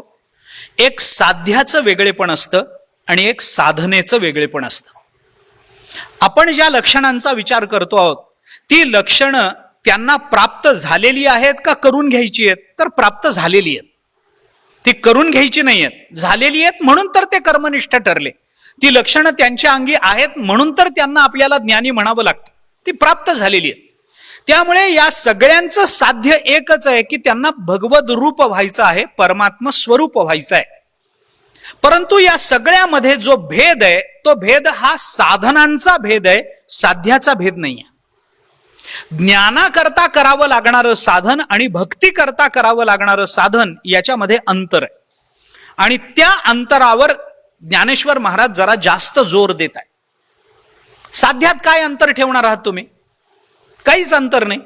जो भक्त आहे, आता हा विचार कोणी मांडेल की बाबा भक्त आहे म्हणल्यानंतर तो सगुणाचं चिंतन करेल, ज्ञानी आहे म्हणल्यानंतर तो निर्गुणाला प्राप्त होईल, मग सगुणाचं चिंतन करणारा भक्त भगवत स्वरूपाला निर्गुणाचं चिंतन करणारा तो ज्ञानी, किंवा निर्गुण स्वरूपाला प्राप्त होणारा ज्ञानी असा भेद करता येईल. पण असा जरी भेद करण्याचा प्रयत्न केला तरी सगुण ज्या वेळेला म्हणजे एखादा भक्त ज्या वेळेला भक्ती करतो त्या वेळेला तेही भक्ती करण्याच्या पूर्वी त्याला ज्ञान होणं आवश्यक आहे हे भक्तिशास्त्रांनीच सिद्ध करून दिलेलं. ज्ञानेश्वरीच आपल्याला हे बोलून दाखवते. भक्तीमध्ये 2 प्रकार असतात. आता याच्यातही भेदच आहेत. किती आपण फाटे फोडत राहिलो तर वेळ जाईल फक्त. भक्तीमध्ये 2 प्रकार असतात. एक साध्यरूप भक्ती असते, एक साधनरूप भक्ती असते. अगदी साधं बोलायचं झालं तर हेतुतः नामस्मरण, मला आता इथून पुढे अर्धा तास नामस्मरण करायचं आहे असं म्हणून जो बसून नामस्मरण करतो त्याचं नामस्मरण ही साधनरूप भक्ती होते. आणि मला नामस्मरण करायचं नाही असं ठरवलं तरी ज्याच्या मुखातून नाम बाहेर पडतं त्याला साध्यरूप भक्ती म्हणतात. अगदी साधं बोलायचं झालं तर सरळ सरळ. साध्यरूप भक्ती वेगळी, साधनरूप भक्ती वेगळी. साधनरूप भक्ती ही ज्ञानाच्या पूर्व अवस्थेमध्ये असते आणि साध्यरूप भक्ती ही ज्ञानोत्तर अशा स्वरूपाची असते. याच्यातले हे भेद आहेत.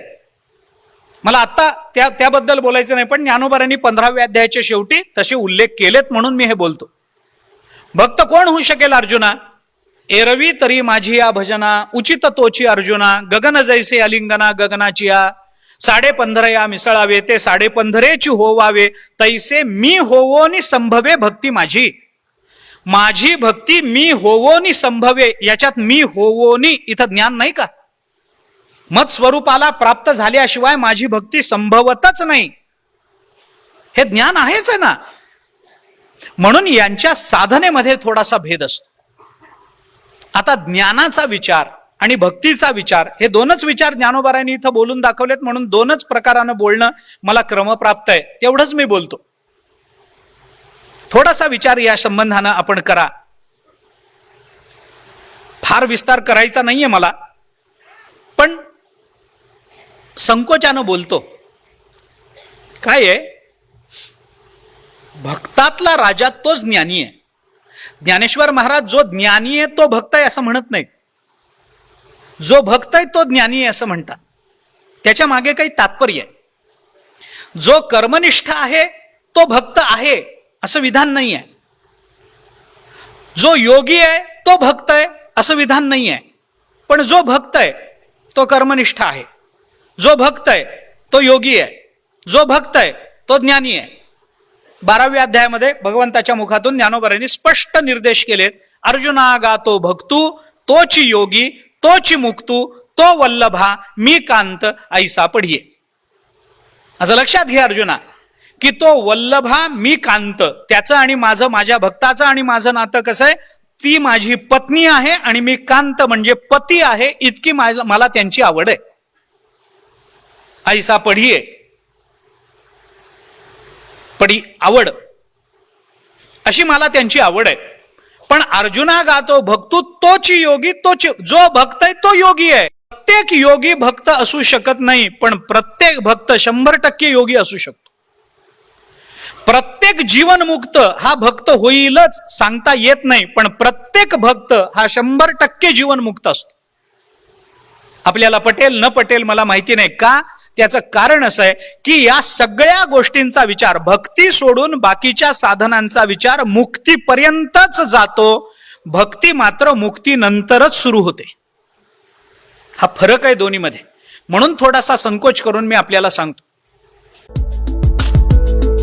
जयेश दर्बी कलेक्शन कॉटन, लिनन यासह अनेक ब्रँडेड कंपन्यांच्या सुटिंग शर्टिंगसाठी जयेश दर्बी कलेक्शन, 7 रस्ता मोदी, पंकाविहिरी जवळ, सोलापूर.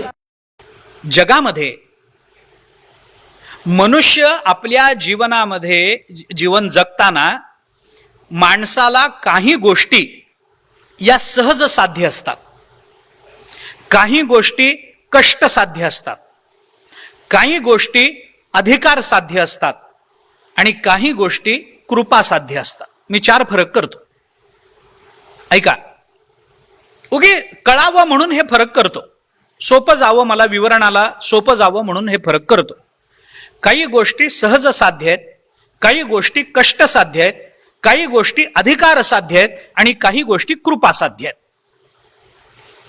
याची उदाहरणं देत बसलो तर पुष्कळ वेळ जाईल. एक एक छोटं छोटं उदाहरण देऊन पुढे जात.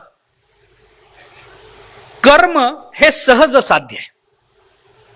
आपण जेव्हा जन्माला आलो तेव्हा हातपाय हलवणे, भूक लागली की रडणे, पोट भरलं की हसणे, हे कष्टानं शिकलोय का? खूप कष्टानं आम्ही रडायला शिकलो. असं जर झालं असतं तर कोणी रडलंच नसतं ना, कारण माणसाला कष्ट करायला नकोच आहेत. खूप कष्टाने आम्ही हसायला शिकलो का? लहान मूल जे पलंगावर झोपल्या झोपल्या कोणी समोर आलं त्याला हसवलं लगेच हसतं, त्याला किती प्रयत्न करावे लागतात? किती, म्हणजे कुठून शिकून येतं ते? म्हणजे या लहान मुलाचं रडणं हे रडणं आहे हे कोणत्या युनिव्हर्सिटीच्या सर्टिफिकेटनी कळतं? काही नाही, आम्ही घेऊनच आलो. हे सहज साध्य आहे. कर्म हे सहज साध्य आहे. म्हणून सहजम कर्म कौंतेय. गीता काय बोलते? सहजम शब्द वापरला. सहज शब्द काय अर्थाने येतो? जगद्गुरु शंकराचार्यांनी या सहज पदावर व्याख्यान करताना एक वाक्य रचलंय. ते असं म्हणतात, एक सहज व्याख्या त्यांनी केली, जन्मना एवं उत्पन्नम सहजम. सहज म्हणजे काय? जे जन्माबरोबर प्राप्त होत असतं त्याला सहज म्हणतात. जन्मजात आपण जे घेऊन येत असतो ते सहज असतं. आणि कर्म आपण जन्मजात घेऊन आलोय. हातपाय हलवणं काय आपण शिकलोय का? आईने शिकवलं का? एक वर हात असा करायचा असतो ना असा हलवायचा, आईने शिकवलं का? हात पाय मारायला आईने शिकवलं का?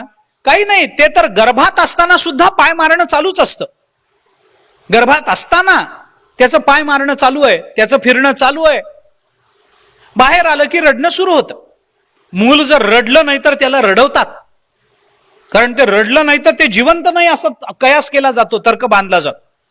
म्हणून मग जर ते जन्माला आलेलं मूल गर्भातून रडलं नाही तर मग त्याला ते असे पाय धरून उलटे करतात, त्याच्या पाठीवर थापट्या मारतात, त्याला जबरदस्तीनं रडवतात. एकाने मला विचारलं असं का? मी म्हणलं वैद्यकीय कारण मला माहित नाही असं का करतात ते, पण आध्यात्मिक कारण माहितीये. म्हणले असं का? मूल जन्माला आल्यावर त्याला का रडवतात? कारण डॉक्टर त्याच्यातून मुलाला शिकवत असतात, बाबा जन्मभर हेच करायचंय, कर सुरू. आणि म्हणून ते मग सुरू होतं. आता ह्याच्या पलीकडे काय उत्तर देऊ मी? आयुष्यभर हेच करायचंय, कर कर म्हणलं की ते जे सुरू होतं ते ऑक्सिजन लावेपर्यंत चालूच असतं रडणं. म्हणजे कशा करता मी बोलतो, कर्म हे सहज साध्य आहे.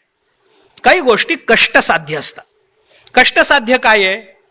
काय आपल्याला अन्न मिळवणं हे सहज मिळत नाही, त्याच्याकरता कष्ट करावे लागतात. मान मिळवायचा असेल, प्रतिष्ठा मिळवायची असेल, जागेवर बसून प्रतिष्ठा कशी मिळेल? आपल्याला समाजामध्ये जावं लागेल, समाजाची सुखदुःख समजून घ्यावी लागतील, कुठेतरी निष्काम अंतःकरणाने समाजाला मदत करावी लागेल, काहीतरी संपत्ती मिळवावी लागेल. कशाच्या का आधाराने होईना, पण समाजामध्ये मान मिळवायचा असेल तर आम्हाला कष्टानेच मिळवावा लागतो. आम्ही उगीच जागेवर बसून राहिलो म्हणून मान आमच्याकडे चालत येत नाही. एखाद्या चांगल्या कुळात जन्माला आलो तर काही काळापुरता राहील, पण तो पूर्वजांचा प्रभाव ओसरेपर्यंत. नंतर आम्हालाच मिळवावा लागेल. पूर्वजांकडून मिळालेलं कष्टानं टिकवावं लागतं, ते सहज टिकून राहत नाही. संपत्ती मिळवायची आहे, सहज मिळते का? मी जागेवर बसून राहिलो आणि सहज असं होत नाही. काहीतरी कष्ट त्याला करावे लागतात. भिकारी सुद्धा 4-2 रुपये जे मिळवतो ते जागेवर बसून जरी मिळवत असला तरी सुद्धा उन्हातानामध्ये बसून राहतो. हे कमी कष्ट आहेत का? आपल्याच्याने झाले नसते. तसं शक्य आहे. काहीतरी संपत्ती मिळवायची आहे. अन्नमान धन हे तो प्रारब्धाधीन. आणि प्रारब्ध म्हणजे काय असतं? कुठल्या तरी कर्माचे केलेले ते कष्टच असतात ना. काही गोष्टी आम्हाला कष्ट साध्य आहेत, काही गोष्टी आम्हाला अधिकार साध्य आहेत. अधिकारानं साध्य होणारं काय? ज्ञान. ज्ञानाचा अधिकार लागतो. ब्रह्मज्ञान असं सहजासहजी मिळत नाही. मग त्याच्याकरता आम्हाला अंतःकरण शुद्ध करून घ्यावं लागेल, त्याच्याकरता विचार करावा लागेल, त्याच्याकरता विवेक मिळवावा लागेल, जागा करावा लागेल, वैराग्य प्राप्त करून घ्यावं लागेल, श्रवण करावं लागेल, घरी गेल्यानंतर केलेल्या श्रवणाचं मनन करावं लागेल, उपपत्तीनं दृष्टांतानं ते ऐकलेला विषय समजून घ्यावा लागेल, मग त्याचं निधिध्यासन करावं लागेल, समजलेल्या विषयाच्या चिंतनाचं सातत्य ठेवावं लागेल. मग कुठेतरी तत्वम पदार्थ शोधन करावं लागेल. त्याच्यानंतर कधीतरी गुरु भेटतील. ते गुरु भेटणं सहज नाहीये, त्याच्याकरता फार प्रयत्न करावे लागतील. ऐसी कर्मसाम्य दशा होय तेथ विरेशा, मग श्री गुरु आपैसा भेटेची गा. कर्मसाम्य दशा यावी लागेल, वैराग्य अंगी बाणावं लागेल. बरं, वैराग्य निर्माण करून घेणं सोपं नाहीये, त्याच्याकरता अधिकार लागतो. ज्याला विवेक आहे त्यालाच वैराग्य आहे, म्हणजे विवेक प्राप्त करून घ्यावा लागतो. बरं, विवेक होणं सोपं नाहीये. आता ही मालिका जर आपण सगळी बघितली तर हे ज्ञान जे आहे ना ते अधिकारानं प्राप्त होणार आहे. कुणाला तरी कोणीतरी भेटलं त्याने आम्हाला ज्ञान दिलं असं चालत नाही. कुणीतरी यावं, आमच्या डोक्यावर हात ठेवावा आणि आमची कुंडलिनी जागी व्हावी, आम्हाला ब्रह्मज्ञान व्हावं असं जगतामध्ये घडत नसतं. शहरामध्ये किती बोर्ड लागले तरी असं होत नाही. ही पद्धत नाहीये शास्त्राची. आपण भूलू नका या गोष्टीला. आपल्याला ज्ञान देणारी ज्ञानेश्वरी आहे ना हातामध्ये, तिला न विचारता अन्यत्र जाण्याचं आपल्याला काही कारण आहे का? आपल्या हातामध्ये दासबोध आहे ना, आपल्या हातामध्ये एकनाथी भागवत आहे ना, तुकाराम महाराजांचे अभंग आहेत ना, त्यांना न विचारता अन्यत्र जायचं कशाला? काय कारण आहे? भरपूर आहे, हे जीवनाची धन्यता करून देणार आहे. जाऊ द्या, माझा तो विषय नाही आता. पण हे अधिकार साध्य आहे, हे सहजासहजी मिळणार नाही आम्हाला. म्हणून ब्रह्मज्ञानाचा अधिकारी कोण याची चर्चा करावी लागते सुरुवातीला. जे ज्ञानाचे जे ग्रंथ असतात ना, त्या ग्रंथाच्या सुरुवातीला त्या ग्रंथाचं अनुबंध चतुष्टय सांगितलं जातं. आणि त्याच्यामध्ये अनुबंध चतुष्टय म्हणजे संबंध, अधिकारी, विषय आणि प्रयोजन, या चारीला अनुबंध चतुष्टय म्हणतात. त्याच्यात अधिकार्याची चर्चा करावी लागते. हा ग्रंथ कुणाकरता लिहिला गेला? ज्ञानोबारांनी ज्ञानेश्वरीत नाही का म्हटलं, जे अर्जुनाची पाती परिसणया योग्य होती, जे अर्जुनाच्या पंक्तीला बसण्याच्या योग्यतेचे त्यांच्याकरता अमुक अमुक सांगतो. हरिपाठाचा अधिकार आहे. कुणी हरिपाठ ऐकावा, कुणी हरिपाठ करावा, सगळ्यांना अरे सगळ्यांनाच करता येतो, तरी त्यातल्या त्यात कुणाला? मग आपल्याला पहिल्याच अभंगामध्ये तेच अनुबंध चतुष्टय आपल्याला हरिमुखे म्हणा त्याच्यामध्ये येऊन जात. असोनी संसारी, जे संसारात राहिलेले आहेत पण अंतःकरणामध्ये नामस्मरण करण्याची इच्छा आहे, ते हरिपाठाचे अधिकारी झाले. चांगदेव 65चा अधिकारी चांगदेव हेच आहेत. प्रत्येक ब्रह्मज्ञानाचा अधिकारी असतो. वेदांतामध्ये त्याची चर्चा आहे.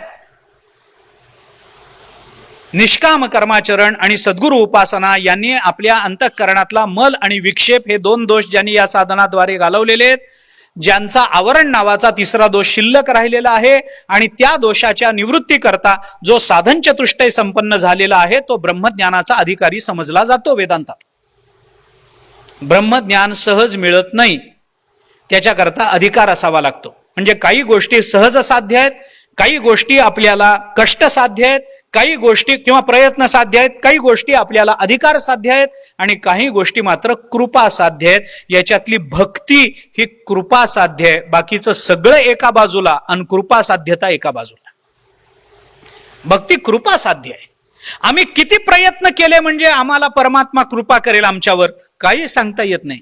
काही न करणाऱ्यांवरही तो करू शकतो आणि सगळं करणाऱ्यांवरही तो करत नाही. का? त्याच्या इच्छेचा प्रश्न आहे.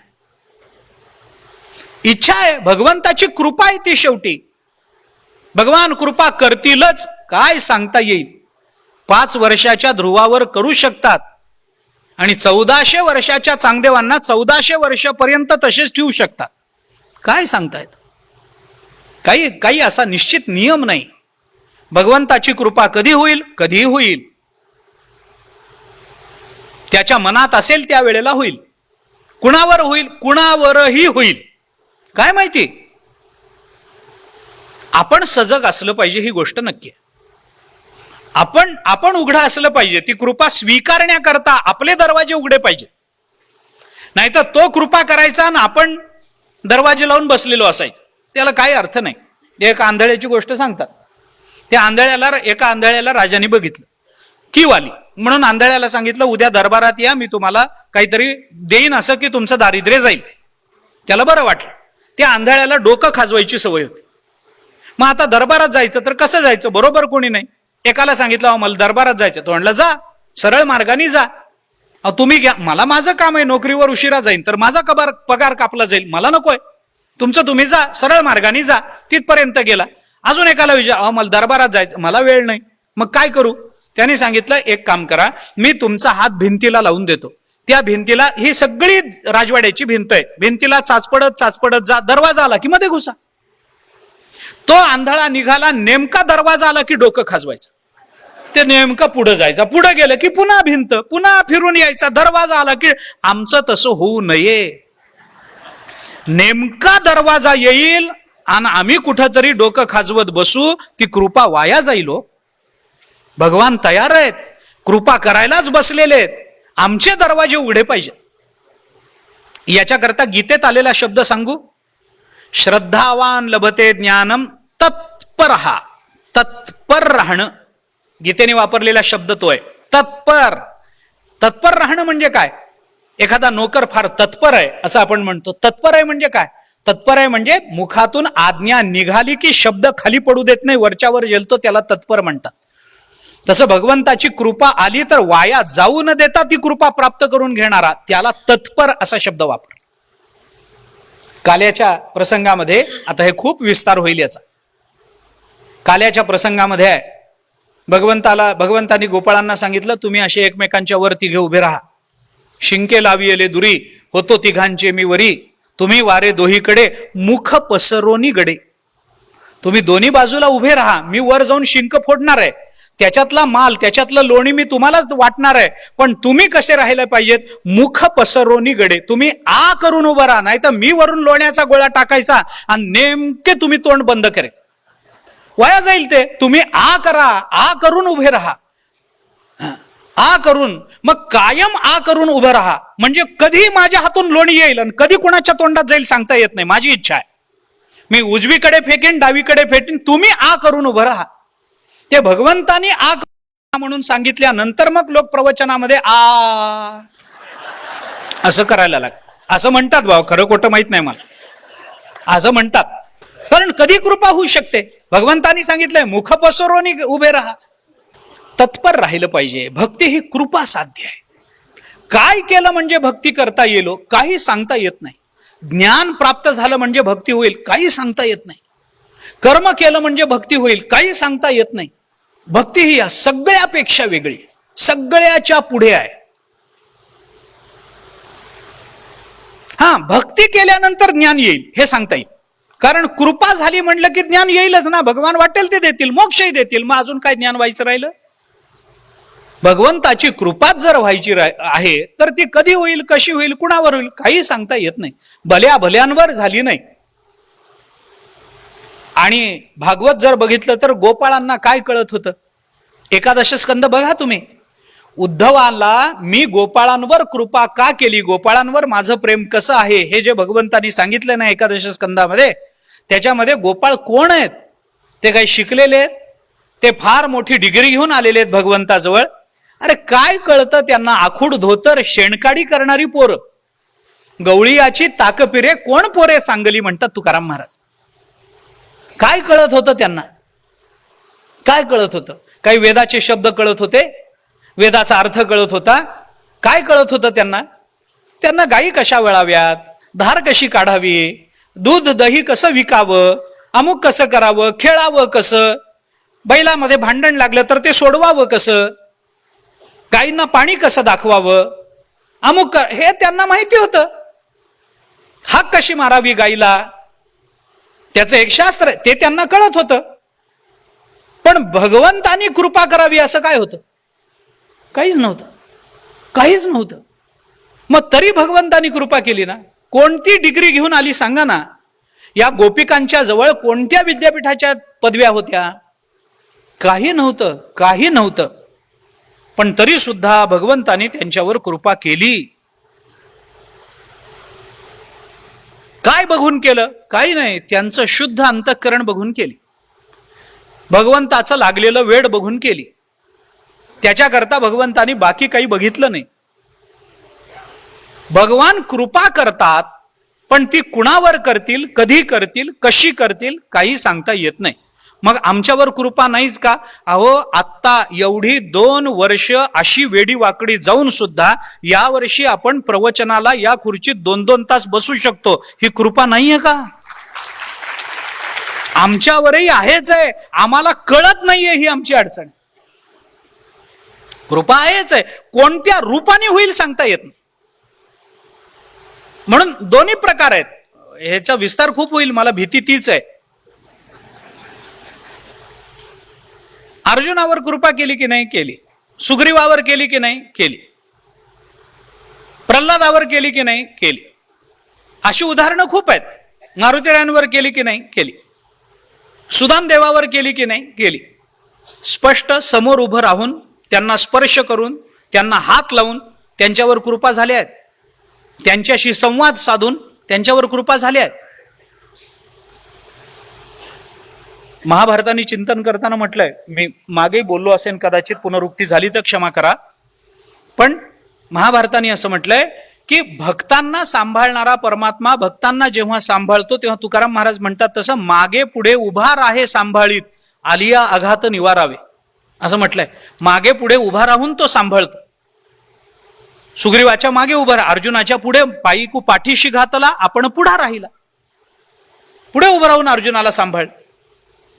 भीष्माचार्यांचे बाण यायला लागले तेव्हा अर्जुनाला ते आवरता येईनात. मग ते बाण आले की मग कधी कसं, मग एखाद्या वेळेला आपला सगळा भार रथावर घालायचा आणि रथ असा खाली करायचा, ते बाण वर निघून जाईल. भगवंतानी कृपा केली आहे, पुष्कळ कृपा झाली अर्जुनावर. सगळ्यांवर अशीच कृपा होते का? अशी होत नाही. मग बाकीच्यांवर कशी होते?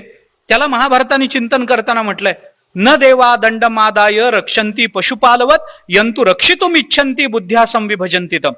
हे महाभारताचं वचन आहे.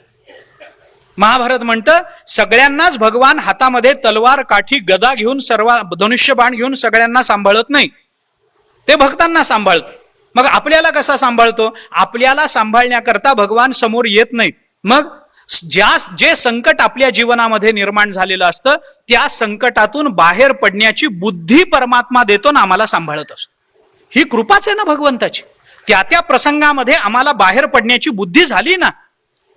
माणूस म्हणतो बरं झालं मी अर्धा तास आधी निघून आलो म्हणून, नाही तर फार अवघड झालं असतं. हे तुझं बरं झालं नाही, त्याची इच्छा होती तुला सांभाळायची म्हणून अर्धा तास आधी निघायची बुद्धी झाली. असं होतं. मी उदाहरण देत असतो. गावाला काही तीर्थयात्रेला वगैरे घरातले लोक निघतात ना, ते गाडी करतात, सगळं कुटुंब गाडीत जाऊन बसतं. ती माय माऊली असते, तिला मात्र वेळ लागतो. तिला सगळंच बघायचं असतं. हे दार लावलं का, ती खिडकी लावली का, इकडून मांजर येणार नाही ना, दूध आत टाकलं ना, दहीचं विरजण लावलेलं आहे ना, कुठली बटणं चालू राहिलेली नाहीयेत ना, गॅस अमुक आहे ना, ते तमुक आहे ना, हे बंद केलं ना, ते बंद केलं ना, दरवाजाला कुलप लावली ना, हे सगळं तिला गाडीत बसले, लवकर चल आई, लवकर चल, लवकर चल, तुझ्यामुळे उशीर होतो. मग ती ते सगळं बंद करते. मग तो लाकडाचा दरवाजा लावते, त्याला कुलूप लावते. त्याच्यासमोर ग्रिलचा दरवाजा असतो, तो लावते, त्याला वेगळं कुलूप लावते. तिथून खाली उतरल्यानंतर एक लोखंडाचा दरवाजा असतो, तो लावते, त्याला एक स्वतंत्र कुलूप लावते. आणि ते सगळं करून बाहेर जाता जाता फाटक लावते, त्याला एक कुलूप लावते आणि मग गाडीत येऊन बसते. तिला काळजी आहे. आणि मग गाडीत बसल्यावर मुलं म्हणतात निघायचं आता, निघायचं का? मग हो निघायचं. निघायचं म्हणलं की चला निघूया म्हणून पुंडलिकावर म्हणतात, तर आई म्हणते थांबा थांबा थांबा थांबा, मला थोडं वर जाऊन बघू द्या, आता परत. मग ती मुलं सगळी चिडतात. मग ती आता माझा क्रम लक्षात नाहीये कोणत्या कोणत्या दरवाजाचा, पण तुम्ही लक्षात घ्या. तो ते पहिलं कुलूप उघडते, मग आत जाते, दुसरं उघडते, तिसरं उघडते, चौथं उघडते. आत जाऊन बघते तर तिच्या लक्षात येतं गॅसचं बटन चालू राहिलेलं असतं. आणि मग ते बंद करते. मग ती पुन्हा येऊन ते सगळी कुलप पुन्हा त्याच क्रमानं लावत पुन्हा गाडी. मग मुलं तुझ्यामुळे उशीर होतो, नेहमीच आहे तुझा, लवकर निघतच नाही, तुला संसारच सुटत नाही, जणू यांना फार लवकर सुटला, तुझं असंच आहे तसंच आहे. मग ती म्हणते अरे मला सुचलं म्हणून बरं झालं, गॅसचं बटन चालू होतं. मी त्या माऊलीला एवढंच सांगू इच्छितो महाभारताच्या आधाराने, तुला सुचलं नाही, तुझ्या घराचा विध्वंस होऊ नये ही भगवंताची इच्छा होती म्हणून तुला बुद्धी झाली. यंतु रक्षितुम इच्छन्ति बुद्ध्या संविभजन्ति तम. पण त्या कृपेची जाणीव होणं महत्वाचं आहे. आम्हाला रोज 2 वेळेला अन्न मिळतं, पण ती भगवंताची कृपा आहे याची जाणीव होत नाही आम्हाला. विस्तार करायचा नाहीये मला बोलायचंय एवढं की ही भगवत कृपा एकदा झाली की मग ती कृपा कोणत्या रूपात होते? ती ज्ञानाच्या रूपात होऊ शकेल, ती नामाच्या रूपात होऊ शकेल, ती कर्माच्या रूपात होऊ शकेल, ती समाधीच्या रूपात होऊ शकेल. मग कृपेनंच जर भक्ती प्राप्त होणार आहे आणि भक्तीचा परिणाम जर हा सगळा होणार आहे, तर भक्तामधला राजा ज्ञानी होईल. याच्यात नवल काय? ह्याच्यात नवल वाटायचं काय कारण आहे? तो भक्त आहे म्हणल्यानंतर तो ज्ञानी होईलच, कारण भगवान शेवटी भक्ती देतात, बाकीचं सगळं आधी देऊन घेतात. भगवंताकडे जाऊन काही याचना करणाऱ्यांना भगवान पहिल्यांदा सांगतात, ठीक आहे, कर्मानं संतुष्ट होतोय का बघू, एवढं बघ. तो नको, कर्म नको. मग ठीक आहे, समाधीनं संतुष्ट होत असेल तर समाधी द्या. जो तिथे अडकतो तो तिथेच राहतो. जो पुढे जाऊन म्हणतो नाही मला नुसत्या समाधीनं समाधान नाही, त्याच्यापेक्षा जास्त पाहिजे, मग भगवान म्हणतात मग थोडं ब्रह्मज्ञान घे. ब्रह्मज्ञान दिल्यानंतर कोणी त्यातच समाधान मानतात, चला ब्रह्मरूप झालो. भगवान म्हणतात वा बाजूला. एखादाच कोणीतरी म्हणतो मला ब्रह्मज्ञानातही समाधान वाटत नाही, पुढचं काहीतरी द्या, मग भगवान त्याला भक्ती देतात. मग भक्तीचा क्रम जर शेवटी असेल तर जो भक्तामधला राजा असेल तो ज्ञानी होईलच की नाही? तो योगी होईलच की नाही? तो कर्मनिष्ठ होईलच ना? म्हणून ज्ञानोबाराय म्हणतात म्हणून भक्ता माझी राव, ज्ञानी आई तोच. तोही ज्ञानी तोच आहे, त्याला वेगळं चिंतन ज्ञानाचं करू नका. कारण तुम्ही जे भगवान काय बोलले, बहुनाम जन्मनाम अंते ज्ञानवान. तुम्ही ज्ञानवान असं म्हणालात, पण माम प्रपद्यते हे पुढे म्हणालात ना. मग भक्ता माझी राव याच्यामध्ये ज्ञान मिळालं तुम्हाला, याच्यामध्ये भक्ती मिळाली तुम्हाला. मग भक्ती ज्ञान कुठं मिळालं असं जर म्हणालात तर ज्ञानोबराय म्हणतात ज्ञानी आई तोच. त्याला वेगळा म्हणायचं काही कारणच राहिलेलं नाही. कारण भक्तीनं जे मिळतं ते ज्ञानानं मिळत नाही, पण ज्ञानानं जे मिळतं ते भक्तीनं नक्की मिळतं, असा सर्व संतांचा खात्रीनं आपल्याला दिलेला शब्द आहे. याची प्रमाण मी खूप देईन पाहिजे तर आपल्याला. ज्ञान सुद्धा बऱ्याच वेळेला भक्ती समोर व्यर्थ ठरून जातं. तद व्यर्थयन कः पुमान नराकृती श्यामो अयम अमोदभर प्रकाशते. भक्तिशास्त्रामध्ये चिंतनात क्लेशे क्रमात पंचविधे क्षयम गते यत ब्रह्मसौख्यम स्वयं अस्फुरत परम. आता ते सगळं चिंतन क्लेशे क्रमात पंचविधे, क्लेशात क्लेश क्रमानं 5 गेले. म्हणजे काय गेले? अविद्या, अस्मिता, राग, द्वेष आणि अभिनिवेश, याला पंचक्लेश म्हणतात योगशास्त्रामध्ये. क्लेशे क्रमात पंचविधे गतम, हे क्रमानं गेले. अविद्या, अस्मिता, राग, द्वेष, अभिनिवेश हे पंचक्लेश आहेत. हे जाताना काय होतं? पहिल्यांदा अभिनिवेश जातो, त्याच्यानंतर रागद्वेष जातात, त्यानंतर अस्मिता जाते आणि त्यानंतर अविद्या जाते. हे क्रमानं गेले. अविद्या गेली की काय होतं? ब्रह्मज्ञान प्राप्त होतं. मग क्लेशे क्रमात पंचविधे क्षयम गते यत, त्याच्यामुळे काय होतं? ब्रह्मसौख्यम स्वयं अस्फुरत परम. ते अविद्याच गेली, त्यामुळे मला ब्रह्मसौख्य, ब्रह्मस्वरूपता प्राप्त झाली. मग असा ब्रह्मज्ञानी, ज्याला ब्रह्मस्वरूपता प्राप्त झाली, असा एक ब्रह्मज्ञानी असा हिंडत हिंडत वृंदावनामध्ये गेला. आणि वृंदावनामध्ये गेल्यानंतर त्याला ते भगवंताचं रूप, ते सावळं रूप, भगवंताची ती मोहक मूर्ती ती बघितल्यानंतर तो असं म्हणायला लागला, अरे ते क्रमानं क्लेश गेले, त्याच्यानं ब्रह्मसौख्य प्राप्त झालं, पण ब्रह्मसौख्य प्राप्त झाल्यानंतरही याला बघितल्यानंतर ते ब्रह्मसौख्य मला व्यर्थ का वाटायला लागलंय? मला का ते वाया गेल्यासारखं वाटायला लागलं? तद व्यर्थयन कः पुमान नराकृती श्यामो अयम अमोदभर प्रकाशते. तो असं म्हणतोय की अरे सगळं ते ब्रह्मज्ञान माझं व्यर्थ गेलं. कारण का? कारण ही नराकृती, या माणसाच्या आकारात दिसलेल्या या परब्रह्माचं दर्शन, या भगवान श्रीकृष्णाचं दर्शन मी घेतलं, ते सगळं ज्ञान व्यर्थ गेलं. आणि असं वाटायला लागलं की आता याच्याच चरणाची सेवा करत बसावं. त्या ज्ञानाला सुद्धा व्यर्थ ठरवणारी जर भक्ती असेल तर भक्ती म्हणून ते भागवतामध्ये सुद्धा तुम्ही पहा, महात्म्यामध्ये ते नारदांचा भक्तीचा संवाद आहे. ती भक्ती बसलेली आहे, नारद तिथून चाललेले आहेत आणि ती भक्ती अशी बसून ती नारदांना आमंत्रण देऊन बोलावते आणि तुम्ही माझ्याकडे या, माझं दुःख दूर करा. त्यावेळेला नारद विचारतात, कोण आहेस बाई तू? ती म्हणते मी भक्ती आहे. आणि हे कोण आहेत 2 इथं निश्चित पडलेले पुरुष? ती म्हणते ही माझी मुलं आहेत. कोण आहेत ही मुलं? याच्यातलं एक आहे ज्ञान आणि दुसरं आहे वैराग्य. मग ही मुलं तर म्हातारी दिसतात आणि तू तर तरुण दिसतेस, तरुण मुलीच्या पोटी म्हातारी मुलं जन्माला आली, असं कसं होईल? ती म्हणाली, मी सुद्धा तरुण आहे, हे सुद्धा तरुण आहेत, पण या ज्ञान माझं रूपही असं झालंय. ते सगळं भागवत मला सांगायचं नाहीये, पण तिथं त्या भक्तीनं असं सांगितलंय की माझ्या पोटी ज्ञान आणि वैराग्य जन्माला आलं. आणि याच अनुषंगानं एकनाथ महाराजांचा अभंग आहे, भक्तीच्या पोटी उपजले ज्ञान, भक्तीने ज्ञानासी दिधले.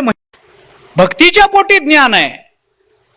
मग भक्तीच्या पोटी जर ज्ञान येत असेल तर भक्ती जास्त महत्वाची मानली जाते. म्हणून मुक्त वेगळा असतो आणि भक्त वेगळा असतो. म्हणून मुक्त वेगळा आहे आणि हा भक्ता माझी रावो हा संत वेगळा आहे. सगळे संत मुक्त असतात, पण सगळे मुक्त संत होऊ शकत नाहीत. लक्षात घ्या, आपले सगळे संत जीवन मुक्त आहेत, पण जीवन मुक्त असणारा ज्ञानोबाराय होऊ शकणार नाही, तुकोबाराय होऊ शकणार नाही, त्याची ताकदच नाही. फरक आहे दोन्हीमध्ये.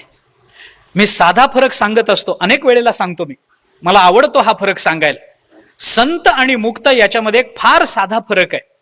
जागेवर बसून ज्ञान झालं की त्याला मुक्त म्हणतात, आणि ज्ञान झाल्यावर जो जागेवर बसत नाही त्याला संत म्हणतात. एवढा फरक अगदी साधा आहे, अगदी सरळ आहे. ज्ञानोबाराय जागेवर बसले नाहीत, तुकोबाराय जागेवर बसले नाहीत.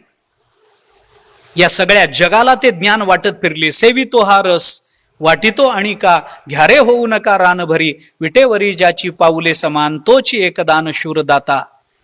हे तुकोबाराय बोलत राहिले.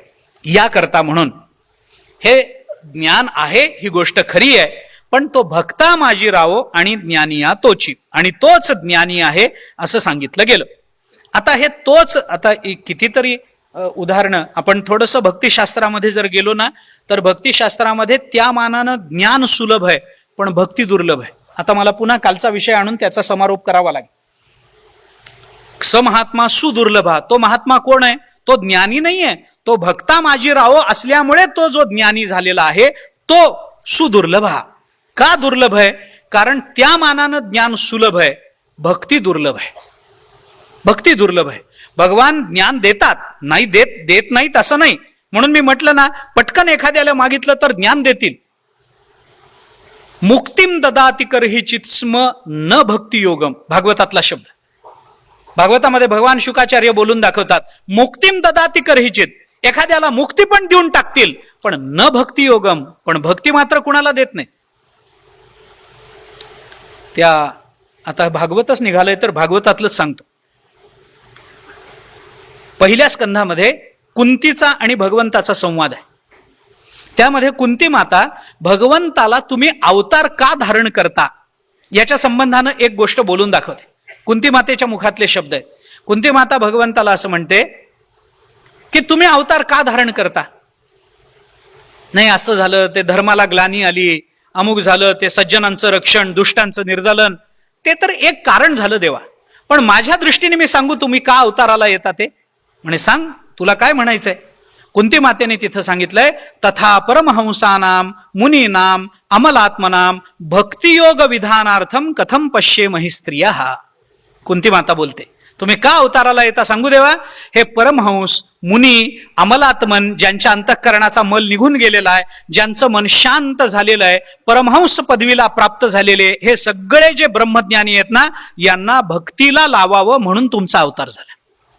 म्हणजे ज्ञानानंतरच भक्ती आली की नाही, अशी जी भक्ती आहे, या भक्तीचा विचार जर तिथे होत असेल तर तो, म्हणून मी म्हटलं की तो दुर्लभ आहे हेही मला सांगावं लागेल. त्या भक्तिरसामृत सिंधुकारांनी भक्तीचा विचार करत असताना भक्तीला सुदुर्लभा असं म्हटलंय. भक्तीची काही लक्षणं सांगितले. क्लेशग्नी शुभदा मोक्ष लघुताकृत सुदुर्लभा सांद्रानंद विशेषात्मा श्रीकृष्णा कर्षिणीचसा, अशी लक्षणं भक्तीची सांगितली आहेत. याच्यामध्ये सुदुर्लभा अशी भक्ती आहे. सुदुर्लभा आहे म्हणजे काय? म्हणजे ती सहजासहजी प्राप्त होत नाही. मग जी भक्ती सहजासहजी प्राप्त होत नाही, अशा भक्तीचा जो राजा झालेला आहे स महात्मा सुदुर्लभा होणार नाही का? सरळ आहे ना, सरळ आहे. म्हणून त्याने असं म्हटलंय की ज्ञानतः सुलभा मुक्तीही. आता भुक्ती ही यज्ञादि पुण्यतः, भुक्ती म्हणजे ऐश्वर्य. ज्ञानानं भक्ती मुक्ती सुलभ आहे, मोक्ष सुलभ आहे. आपण जर यज्ञ याग करू तर त्याच्याने भोगही सुलभ आहेत. पण सा अयम साधना सहस्त्रैर हरिभक्ती सुदुर्लभा. पण इतके हजारो साधनं जरी आपण केली तरी हरिभक्ती मात्र सुलभ नाही, ती अत्यंत दुर्लभ आहे. किती दुर्लभ आहे? ज्ञानापेक्षाही दुर्लभ आहे. ज्ञानाची आणि भक्तीची तुलना केली आहे. त्याला सांद्रानंद विशेष असं म्हटलंय. सांद्रानंद विशेष म्हणजे काय? आता त्याच्यातही पुन्हा आहेच आहे विस्तार. माझं भय संपतच नाही पुंडलिक वरदा होईपर्यंत. असं आहे, ब्रह्मानंदो भवे देश चेत परार्ध गुणीकृत नैति भक्ती सुखांबोधे परमाणु तुलामपी, असं वचन आलंय. ब्रह्मानंद म्हणजे ब्रह्मस्वरूपाचा आनंद. हा ब्रह्मस्वरूपाचा एक आनंद घ्यायचा. ब्रह्मानंदो भवे देश, आणि काय करायचं? चेत परार्ध गुणीकृत, आणि त्याला एका परार्धानं गुणायचं. आता परार्ध ही नवीन गणितामध्ये हे नाहीये. ते इंग्रजीतून गणित शिकतात ना, त्यांना हे कळणार नाही. जुन्या लोकांना मी काय, दशमान पद्धतीनं गणित जे शिकलेत ना, दशमान पद्धतीनं, एकम दहम शतम सहस्त्र दशसहस्त्र असे अंकानाम वामतो गती या नियमानं जे वैदिक गणित शिकलेत ना, त्यांना मी काय म्हणतो ते कळेल. तिथं एक आपल्याकडे हे आहे की नाही, एकम दहम शतम सहस्त्र दशसहस्त्र लक्ष दशलक्ष कोटी दशकोटी, आपण असं पुढं पुढं पुढं जातो ना, ते पुढं एक संख्या येते, त्याला म्हणतात परार्ध. शंख परार्ध, शंख महाशंख परार्ध. परार्ध म्हणजे किती संख्या होते? एक आकड्यावर जेव्हा 18 शून्य दिली जातात, 18 नाहीतर 11 आणि 18 मध्ये गोंधळ होतील. 18 एक आकडा काढून त्याच्यावर जेव्हा 18 शून्य दिली जातात तेव्हा त्या संख्येला एक परार्ध असं म्हणतात. ब्रह्मानंद घ्यायचा आणि त्या ब्रह्मानंदाला इतक्या संख्येने गुणायचं. बेरीज नाही, गुणायचं. चेत परार्ध गुणीकृत, गुणाकार करायचा. एका ब्रह्मानंदाला एका परार्धानं गुणायचं. एवढं गुणल्यानंतर जे ब्रह्मानंद ज्या मोठ्या रूपानं आपल्याला प्राप्त होईल, ब्रह्मानंद गुणिले एक परार्ध, ते काय जेवढं होईल तेवढं होईल. मला आता तेवढा विचार माझ्या डोक्यात येत नाही. एक ब्रह्मानंद गुणिले परार्ध, जेवढं उत्तर येईल ते उत्तर नैति भक्ती सुखांबोधे परमाणु तुलामपी. तेवढा सगळा ब्रह्मानंद भक्तीच्या आनंदापुढे परमाणू एवढा सुद्धा नसतो. काय भक्तीचा आनंद असेल विचार करा. मग असा भक्त जो आहे त्याला अशी भक्ती जर दुर्लभ असेल तर अशी भक्ती करणारा तो महात्मा स महात्मा सुदुर्लभ. दुर्लभ का म्हणलं? कारण तो महात्मा भक्ता माझी असेल तर भक्ती दुर्लभ आहे. जी भक्ती ज्ञानालाही सुलभ बनवते ती भक्ती किती दुर्लभ असेल. जी भक्ती निर्गुणाला सुद्धा सगुण व्हायला भाग पाडते ती भक्ती किती दुर्लभ असेल. जी भक्ती सगुणाला सुद्धा आपल्या मनाप्रमाणे अवतार घ्यायला लावते ती भक्ती किती दुर्लभ असेल. जी भक्ती सगुणाला अवतार घ्यायला लावल्यानंतर आपल्या घरामध्ये त्या परब्रह्माला काम करायला भाग पाडते ती भक्ती किती दुर्लभ असेल याचा विचार करा. नाथ महाराजांच्या घरी काम करत होते परमात्मा. ज्ञानोबारांची भिंत अंगाने ओढलेली आहे. कितीतरी उदाहरणं संतांच्या घरातली आपल्याला दिसून येतात. त्याच्यात त्यांना धन्यता वाटते, त्याच्यात त्यांना जीवनाची कृतकृत्यता वाटते. बाळणपण करायला भगवंतानी जावं चोखोबारांच्या घरी. मला भगवंताची कृपाशीलता सांगायची नाही, मला चोखोबारांचा अधिकार काय असेल हे सांगा. भगवान तर जातीलच, नवल नाही, पण चोखोबारांचा अधिकार काय असेल की त्यांच्या घरचं बाळणपण करायला भगवान पंढरीनाथ आणि रुक्मिणी माता स्वतःहून जातात, आमंत्रणावरून नाही. काय ताकद असेल त्या भक्ताची. असा जो महात्मा तो अत्यंत दुर्लभ आहे असं ज्ञानेश्वर महाराज म्हणतात, भगवान म्हणतात. त्याचा विचार आपण केला पाहिजे. ती भक्ती दुर्लभ जरी असली तरी सुद्धा ती साध्य भक्ती दुर्लभ आहे, साधन भक्ती मात्र सुलभ आहे. काय करावं लागतं? काही नाही, नुसतं राम म्हणावं लागतं एवढंच आहे. नुसतं भगवंताचं नामस्मरण करावं लागतं, पण तेच मोठं अवघड आहे. बाकी सगळं सोपं आहे. भगवंतानी म्हटलंय 9व्या अध्यायात, ज्ञानेश्वरी काढा आपण, जयाचे वाचे पुढा भोजे नाम नाचत असे माझे जन्म सहस्त्र ओळखीजे एक वेळ यावया. भगवंताचे शब्द आहेत.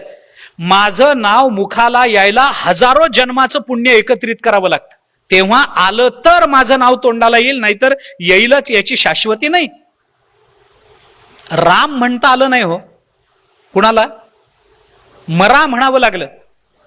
वाला कोळी काय काय असेल मला सांगा ना.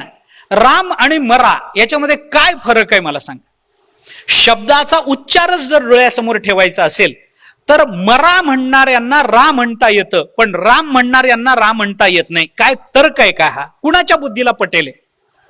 आपण तर शिकलेली माणसं आहोत. कुणाच्या बुद्धीला हे पटतं की त्याला मरातला रा म्हणता येतो पण रामातला रा म्हणता येत नाही? काय शक्य आहे? अरे रा या अक्षराचाच उच्चार करायचा आहे. ते मरातलं राहो, रामातलं राहो, नाहीतर सोलापुरातलं राहो, ते राच उच्चारायचंय ना. मग कशातलं उच्चारलं तरी काय फरक पडतो? त्याला मरातला म म्हणता येतो पण रामातला म म्हणता येत नाही. पटतं तुमच्या बुद्धीला? रा अक्षराचा उच्चार करायचा आहे ना. मग मरा काय राम काय? अक्षरांचा व्यत्यास जर सोडला तर काय फरक आहे दोन शब्दामध्ये मला सांगावं. अक्षराची उलटा पालट जर सोडली, राम म रा, काय फरक आहे? नाही, पण त्यांना रामातला रा म्हणता नाही आला, त्यांना मरातला रा म्हणता आला. काय कुणाच्या बुद्धीला पटतं? हे असं नाही आहे. मी काही वेगळं रामायण सांगत नाही, तुम्ही असे बघू नका माझ्याकडे. मला फक्त त्याची संगती सांगायची. असं आहे, मरातला रा म्हणता येतो पण रामातला रा म्हणता येत नाही, मरातला म म्हणता येतो पण रामातला म म्हणता येत नाही. त्याचं कारण इतकंच आहे, हे खरंच आहे, हे असं झालं हे खरंच आहे, हा इतिहासच आहे. पण त्याचं कारण असं आहे की मरा म्हणायला पुण्य लागत नाही, राम म्हणायला पुण्य लागतं, म्हणून ते तोंडाला येत नाही. मरा म्हणायला काय पुण्य लागतं? काही लागत नाही. पण मरा म्हणायला पुण्य लागत नसताना सुद्धा मरा मरा म्हणून राम शब्द जर सिद्ध होणार असेल तर आपल्याला भक्ती करायला काय अडचण आहे सांगा ना. काही अडचण नाही. नामस्मरणाला कुणालाही काहीही अडचण नाही. पण हे कळण्याकरता ज्ञानेश्वरी वाचावी लागते.